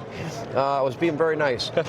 And so all these radical positions she's taken, still no answers. We have not moved the ball an inch.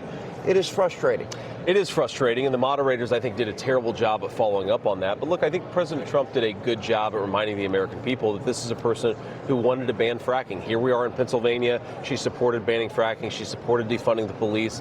She supported opening the border. And I think that though the moderators didn't do their job, I think President Trump did do his job in reminding the American people that she has taken a number of radical positions that, as he joked, she's run away from. Now she's acting like Donald Trump. She's about to put on a MAGA hat because she realizes radical. That was a pretty good line. It was my favorite moment of the debate.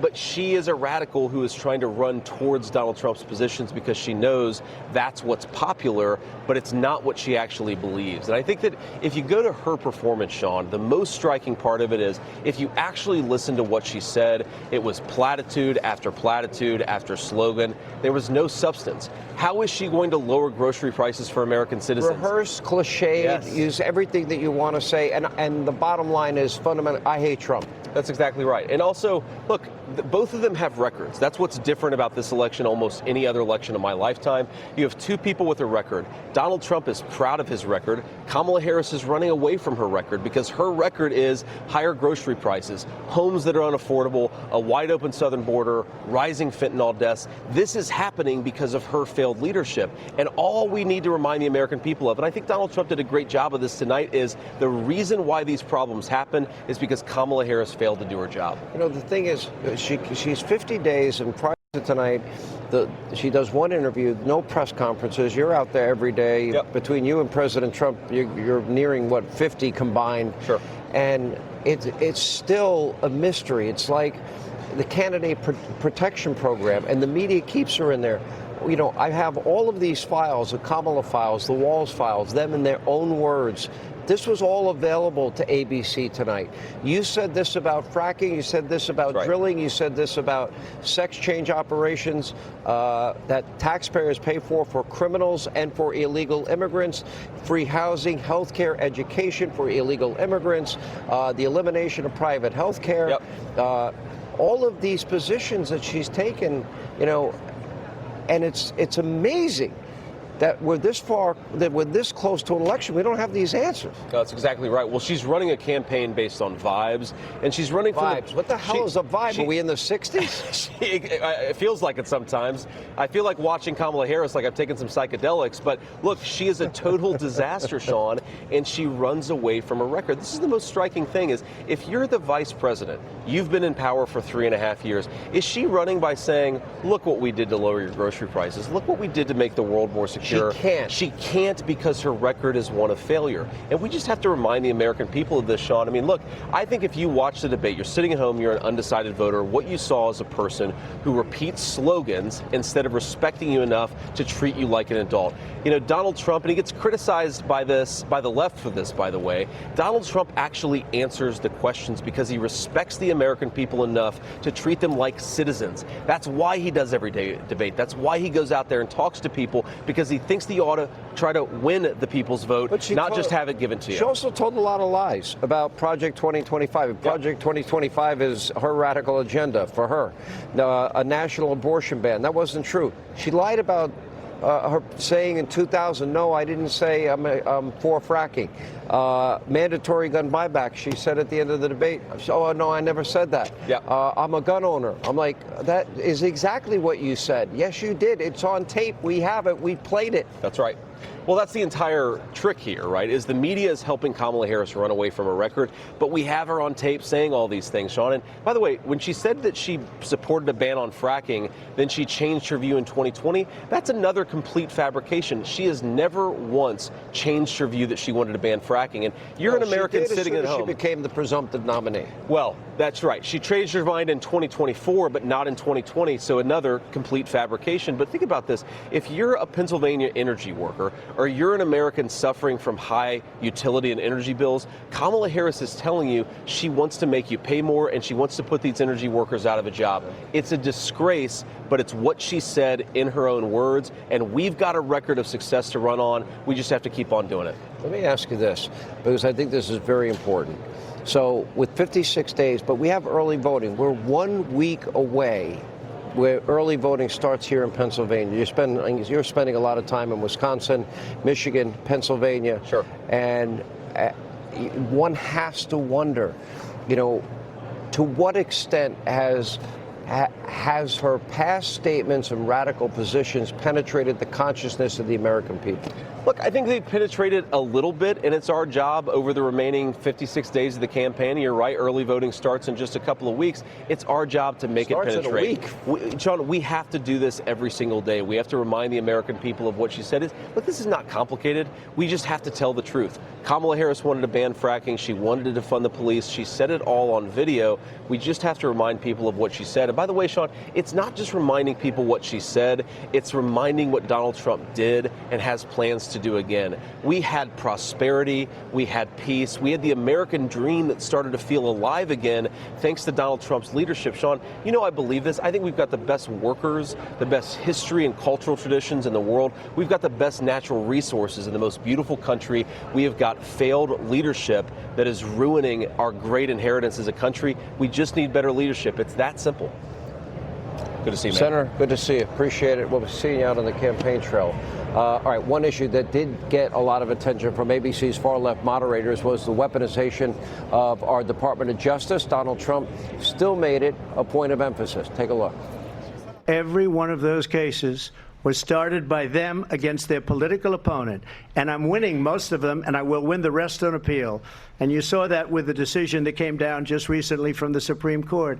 I'm winning most of them. But those are cases, it's called weaponization. Never happened in this country. They weaponized the Justice Department. Every one of those cases was involved with the DOJ, from Atlanta and Fani Willis to the Attorney General of New York and the DA in New York. Every one of those cases. And then they say, oh, he's a criminal. They're the ones that made them go after me. It's weaponization, and they used it, and it's never happened in this country. They used it to try and win an election. They're fake cases. All right, joining us now, someone who knows firsthand about the weaponization of justice, live from the spin room, Robert F. Kennedy Jr. Great to see you. How are you? Good to see you, Sean. You left your party, a party that was near and dear to your father, to your uncle. I think it has no resemblance to the Democratic Party today. And this is the frustrating part about tonight, the radicalization, the views stated by Kamala. They weren't asked by the moderators. To me, it was a failed opportunity. I think the American people were failed tonight. Yeah, I was disappointed by the evident bias of the moderators, who were fact-checking constantly, kind of trivialities by President Trump, but didn't, as far as I saw, they didn't fact-check Vice President Harris a single time. But you're right, Sean, the party that I grew up in doesn't exist anymore. The party of Robert Kennedy and John Kennedy was a party of peace. It was the party of resisting the corporate subversion of American democracy. It was the party of civil rights and constitutional rights, particularly censorship, very opposed to censorship and surveillance. It was the party of protecting the most vulnerable people in our society, including particularly children. Today, the Democratic Party is the party of war. It's the party of censorship. It's the party of surveillance. We saw Dick Cheney and John Bolton endorse, along with 255 neocons, endorse Vice President Harris this week. They came out of exile, where they were sent after the Patriot Act. They were sent after the war in Iraq, the biggest foreign policy debacle in American history. And they're not endorsing Vice President Harris because they've changed their minds. They're endorsing her because she represents their worldview: more censorship, more war, more surveillance, and less liberty and constitutional rights. You learned a lot in the course of your campaign. They talk about democracy in peril, but everything the entire force of the Democratic establishment, if you will, they just went in for the political, death of your campaign. They did not want you to get to. They didn't want you to get at first base. That's the other ballot. That's the other thing, is that they've abandoned democracy. The Democratic Party is now about centralized control. It's about losing faith in the demos, the people, and about abolishing elections, abolishing our ability to hear different points of view, to hear dissent. In my case, of course, they got rid of the primaries. They literally abolished many of the primaries so that President Biden wouldn't have to debate me, wouldn't have to run against me.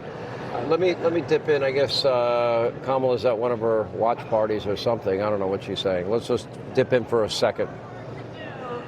And let me just say that I think we all know that tonight was a night that highlights something that you all have been working so hard on. We have folks here who have been knocking on doors. Well,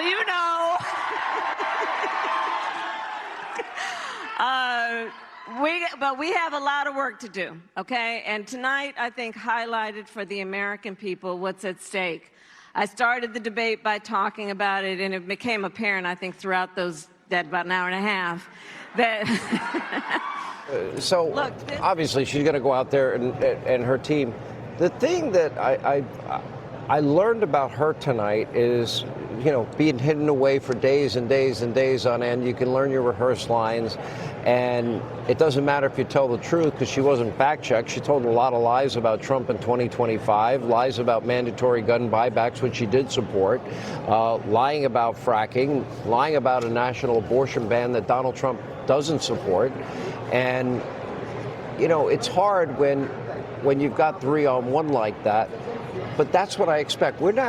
She's been in this campaign 50 days. We only have 56 days till Election Day, but early voting, for example, I've been pointing out tonight, starts right here 1 week from tonight.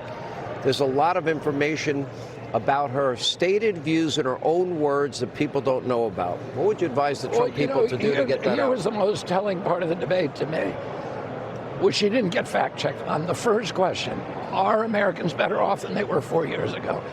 There's no metric that you can use to make that case.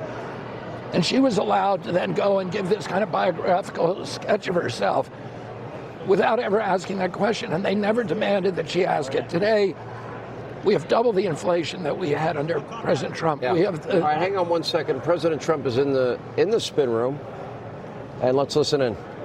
Do we have audio of that? Foreign trade was everything, and I think it was the best debate I've ever personally that I've had. We're getting polls that show 92 to 6, 88 to 11. We're having a lot of great polls that just came out. Phone polls and lots of other polls, but you see the polls. A very important debate. Now she wants to do another one because she got beaten tonight, but I don't know. Why wouldn't you look at her? The polls are indicating that we got 90%, 60%, 72%, 71%, and 89%. Where are you getting these numbers from? Very good. But beyond the polls, I felt very good. I had a good time doing it. I hate to speak about our country so negatively, but that's what happened. They ruined our country. They destroyed our country. So I hope you're all having a good time. It was a very interesting... Did she get under your skin, sir? So confident you won tonight. Why are you here? Why not let the performance speak for itself? Well, I think it did, but people said, would I come here? And I made an obligation to a couple of people to do their show. But it was I thought it was a great night. What about Taylor Swift? What do you actually stand to endorsement of Kamala Harris? I have no idea. Mr. President, Will you debate Harris again? when Republicans are complaining about moderators, does that mean was it a good night? Were you not prepared? No, I thought the moderators were very unfair, but it basically was 3-on-1. But I thought they were very unfair to moderators. Everybody did. But despite that, they're saying that they Mr. President, why not a second debate? Yeah, I assume the moderators would be there. That right there is the worst of all the Mr. President, why not a second debate? She wants a second debate because she lost tonight very bad. So they immediately called for a second debate because they lost. So you don't think about that, but she immediately called for saying, look, If she wants to, will you do it? Will you do it? the worst poll that we've had was 71 that I see. 71% are like 24 or 25. Mr. President, did she get under your skin? President Trump, right here. President Trump. Stop pushing.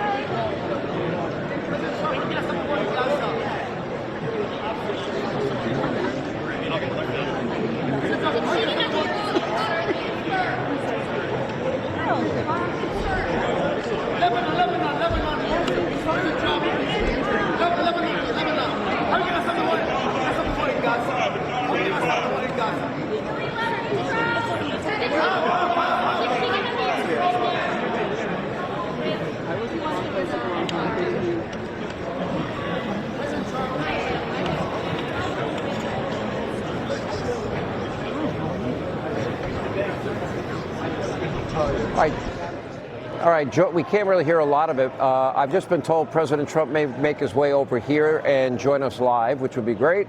But first, we have the free state of Florida governor, my governor, Ron DeSantis, is with us. Governor DeSantis, great to have you, sir. How are you? I'm doing good, Sean. Good to see you. You know, you kind of had your own little version of a kind of big moment debate with Gavin Newsom, which I thought was a lot of fun for me to be able to be a part of and moderate. These debates are interesting. I would argue that was far more substantive than Kamala Harris and cliches and no questions about the most radical positions any one person has ever taken in her life. And that, to me, is a failure of ABC. I think they're the biggest loser of everybody tonight, and they did a disservice to the American people because there's so much that they did not ask her that we need answers to. Do you still support the Green New Deal? That would destroy capitalism. Do you still support, government-run health care for all? It would eliminate private health insurance. Do you still support, free housing, health care, education, and sex change operations for illegals? No fracking, no drilling, defund, dismantle. I mean, there's so much there. I'm at this point getting frustrated that nobody will pin her down or even ask her. That's frustrating to me. Well, right. I mean, there's different ways you can moderate. When CNN did the debate with Biden and Trump, I'll give Dana Bash and Tapper credit. They asked questions. They got out of the way. They were substantive. They really weren't biased. And for CNN, I think a lot of people were surprised. This one, they only asked the follow-ups to Donald Trump to try to pin him down. They tried to fact-check him, but fact-checking him on things that he was right on, like some of the late-term abortion laws in some of the liberal states. Donald Trump was right about that, and they incorrectly fact-checked him. They never fact-checked Kamala Harris. She repeated lies like the Charlottesville Fine People hoax and other things. Never called her to account. But you're right, Sean. From the very first question, she was asked, are Americans better off today than they were 4 years ago?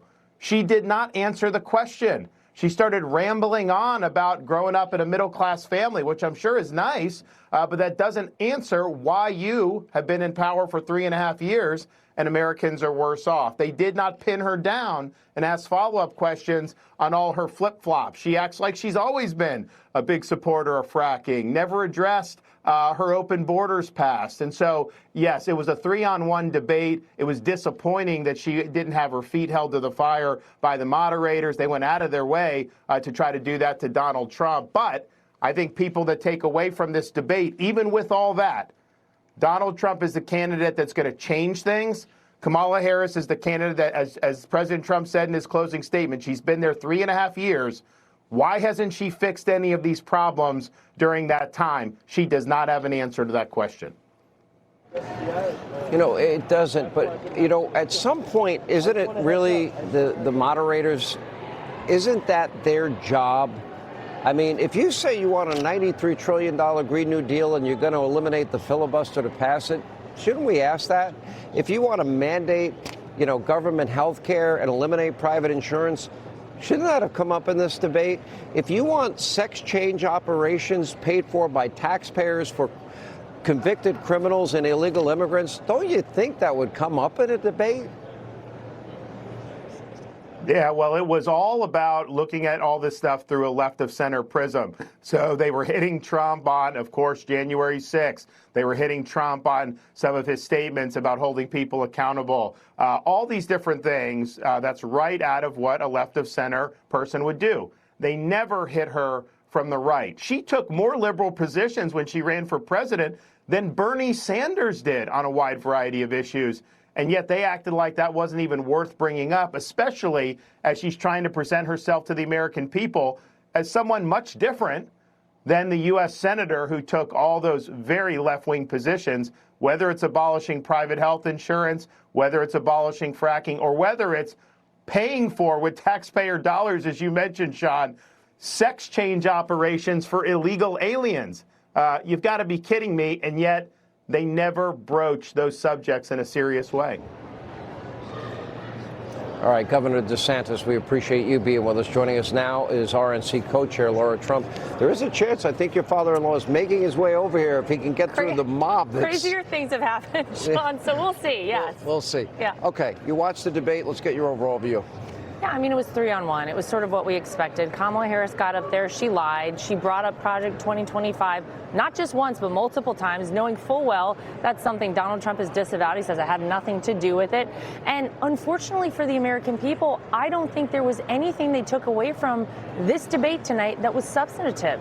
There wasn't an opportunity for, there to be a debate about how is your life going to be better if one of these two people is in the White House. Now, Donald Trump, fortunately, has been president for 4 years, and he was able to remind people how much better off their life was and how much worse off you are right while Kamala Harris is in the White House. But 3-on-1, what we expected, and a lot of platitudes, not a lot of information from Kamala. Yeah, you look at it from so many different angles, and as I've been bringing it up throughout the night tonight, I mean, all these radical positions, she's gone 50-plus days without answering those questions. We have early voting starting in this state in a week. And is this something that you have to communicate through ads? Is this something that, they're saying that they want a second debate. I don't know if I trust anything that they say, to be honest. I mean, she told a lot of lies tonight about President Trump. Yeah, and unfortunately, they didn't fact check a single one of those, Sean. Imagine that. Look, Donald Trump would love another debate. He would love 3 debates because that's traditional what you do for presidential elections. Obviously, we know that that's probably not going to happen. But what we're going to do is we're going to have to talk to the American people. And guess who's here? Donald Trump himself came because he couldn't actually talk to the American people. You're going to take your time, but I hate yeah, that. that's okay. You can have it. All right, we'll talk with President Trump in just a second, but the former president called out Kamala's election year flip-flops and even joked about sending her a MAGA hat. Take a look. We hardly make chips anymore because of philosophies like they have and policies like they have. I don't say her because she has no policy. Everything that she believed 3 years ago and 4 years ago is out the window. She's going to my philosophy now. In fact, I was going to send her a MAGA hat. She's gone to my philosophy. But if she ever got elected, she'd change it. And it will be the end of our country. She's a Marxist. Everybody knows she's a Marxist. Her father's a Marxist professor in economics, and he taught her well. But when you look at what she's done to our country, and when you look at these millions and millions of people that are pouring into our country monthly, where it's, I believe, 21 million people, not the 15 that people say, and I think it's a lot higher than the 21. That's bigger than New York State pouring in. And just look at what they're doing to our country. I feel good. All right, joining us now, he's on the set in the spin room himself. Did you have fun? I had a good time. I think it was our best debate ever. I thought it was really good. We had 3 against 1, but I anticipated. Let's talk about that. 3 against 1, and all of her radical positions they leave on the table. Yeah. No, we had a lot of negative kind of stuff. Look, I saw on your show last night, they had 100% positive coverage on ABC. And I had 94% negative coverage. 93% negative. I exaggerated. You got an extra percent non-negative. As you were with her tonight, to think that we come out of this debate and we have no answer to her co-sponsoring the Green New Deal, $93 trillion, yeah. I say the end of capitalism, to come out of this, government-run health care and no answer to eliminating private health insurance. The Well, fact we that brought them all up. You know, every You one did of the bring a lot things of that it up. we brought it all up. And I also ended with, why hasn't she done it before? Why didn't she fix, you know, she's there complaining. Why didn't she fix all these Were you things really that she's willing to complaining? leave the stage and go home if she was going to go fix it in Washington? No, you know what? I would have left. I would have said, go home and fix it. I'll leave with you, okay? But she doesn't, she's not going to fix it. So she's complaining about all the stuff that's wrong with the country, and they've been there for 3.5 years. And I put that, I wanted to save that for my last little summation. And I actually mentioned in there, too. I just thought it was a great debate. I think we showed the weakness. But the sad part is they're destroying our country. You know, when you get right down to it. Debate, good debate. I enjoyed it. But it's a very sad thing because our country is in decline. We are really being laughed at all over the world. And that's tough to take. Do you think it's strange that somebody could support something as radical as sex change operations paid for by taxpayers for convicts and illegal immigrants, and for illegal immigrants, free housing, health care, education, and not get asked a question about it? But I brought it up. You did bring it up. Of course, they weren't so happy when I brought it up, but I brought it up. I brought up the fact that they're doing sex change operations on illegal immigrants. And those are expensive operations, and they shouldn't be done for a lot of reasons. There were a lot of things said that weren't true about you tonight, that you would support a national abortion ban. Yeah. You've never said that. I never said that you support Project 25. Correct. You never read it? I don't even know what it is either. I don't want to read it. Okay, number two, that she said in 2000, I took back my position on banning fracking. Yep. No, CNN fact-checked that and said no. The mandatory gun buyback at the end of the debate, she lied about that too. That's right. That's And right. you She did wants call to her out for a lot of confiscate. I called her out on everything that you said. I think I got everything out. Now, with all of that being said, I was amazed because I really thought they'd be fair. I have to say, CNN a few weeks ago was sort of fair against Biden. Yeah. But this one was stacked. I figured it would be after watching 100% positive coverage of her. And she's done a terrible job as vice president. And look, she's the worst vice president we've ever had. She was the border czar, the worst border ever in the history of the world, not just in our country. And he's the worst president we've ever had. So she's Sean, they're destroying our country. I'm very aware. And if we look at her tax plan, which is, okay, price gauging or gouging, and the largest tax increase not only in American history, but world history, her campaign is saying tonight, Washington Post is reporting, that she wants a second debate. What's That's your because answer? she lost. She wants it because she lost. Do you have an answer? Well, I don't know. I have to think about it. But if you won the debate, I sort of think maybe I shouldn't do it. Why should I do another debate? She immediately said, we want another debate. That's, you know what happens when you're a prize fighter and you lose? You immediately want a new fight. You want a rematch. You want a rematch. The guy that won is sort of happy and thinking about it. Would you be inclined to say yes, or you Maybe don't if know? it was on a fair network, I would do that. But I think let Hannity moderate it. Yeah, no, I think like that I would be did fair. Newsom and Ron DeSantis. I think it would be fair. You would be fair, I actually. would be you fair. want to know the truth. I'd let you both talk. I'd let you go at each other. I thought they would be fair. They weren't, but I felt very comfortable. Yeah. We have the best policy. She has no policy. You know, one thing that interested me, because I've known you for a long time, and one of the things that I was watching in you tonight is that you were all business. You know, a lot of times when you're at your rallies or we do a town hall. Sean, they're destroying our country. Is that what it was? Is Yeah, it the seriousness of the moment? There's nothing to smile about. You know, I'm a good smiler, but there's nothing to smile about. They're destroying. We have 21 million people that have been released into our country, and many of them are criminals and terrorists and people Laken from Riley, mental institutions. Rachel Morin, Yeah. Jocelyn Nungary. All dead. I list all these names on the show of people murdered, people raped, people victims of violent crime, names a lot of people never heard of. You've called Laken Riley's family. I did. I was with them. I was with them. Who else you've met She was other just families? You met the incredible. families of I met them all. Afghanistan. Nungary. I met.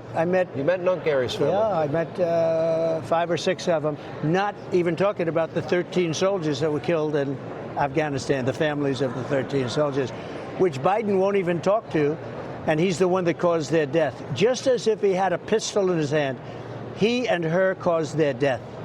Just as if literally they had a gun in their hand. Yeah, it's pretty amazing. When you're in a situation like that, what is going through your mind? What goes on behind the scenes? How do you prepare for your debates? Well, I think you sort of I always say I've been preparing all my life for these debates. You know, you can't go in like she did. She goes into a room and she memorized lines, more or less. I thought I got one cute one. I'm talking where I said, I'm talking, when she started interrupting me. She said that to Mike Pence. I wanted to get speaking. even for that. You know, that was not very nice what she did.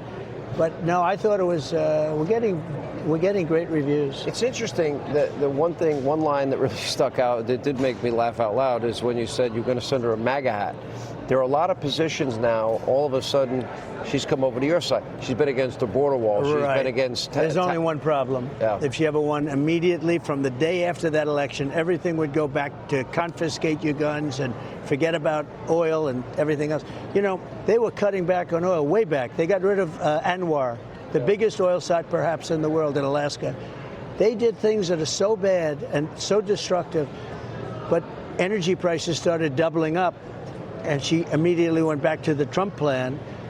But I would have been now 4 times higher than they are right now, because that was 3.5 years ago. Right. When she cut it, she cut everything out. She went to wind and went to all this other stuff that doesn't work from an economic standpoint and even a visual standpoint. I don't get the wind. You take these gorgeous plains and deserts and all this stuff.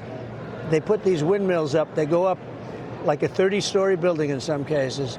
They destroy everything. They cut out all, and the environmentalists say, aren't they wonderful? But it's the most expensive form of energy, and it's never going to do for our country. So if we look at the issues on the economy, on immigration, on law and order, on energy, and America's role in the world, is there anything you could point to that you would say they have been successful on? No. They have been unsuccessful at everything. And even the economy, I said, as part of the economy, you've let 21 million people, more than that, I think, with all the gotaways.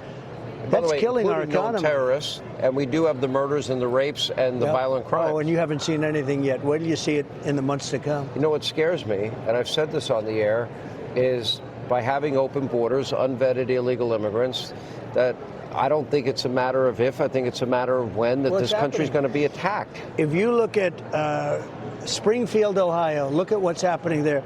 You look at Aurora in Colorado, these beautiful little towns and little cities, small cities, they're being taken over by illegal migrants. I mean, they're people that poured in, and they have weapons like our military doesn't have. You know, they have AK-47s, they have weapons like our military doesn't have. And, you know, some sheriff in one of these towns where he's got 2 deputies and they're not into this. There's no way they can protect the people from this. But look at what's going on in Springfield today. Nobody's ever seen anything like it. We really appreciate it. I know your people are calling for you to roll. What made you come to the spin room? I just felt I wanted to. I was very happy with the result. It's a very unfair situation. They've weaponized our government politically, so, I mean, that's unfair. And I just felt we had a great night. And I'd come over here. I actually gave a little bit of a news conference. We were swarmed. Oh, by the way, I could hear it. You were interrupting my show, by the way, just for the record. I had to come over and do yours. I would hate like heck to leave here, and I didn't do No, I would be mad. I would take that as a personal offense. I would have been in big trouble. All right, so no answer on their offer for a second debate. Again, the reason you do a second debate is if you lose, and they lost. And we looked at one poll. It was 92-7.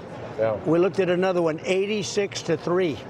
Wow. I mean, we have all of these results coming in, but I'll think about it, you know, it's very quick. Mr. President, thank you for taking time. We really appreciate it. Thank you, sir. Thank you. All right. By the way, tomorrow, by the way, you're going to be on Fox and Friends tomorrow. I am indeed, 6:45 in the morning. Oh, boy. And then I'm going down to... You're going to get a lot of sleep tonight. Then I'm going down to the World Trade Center to honor the people that died.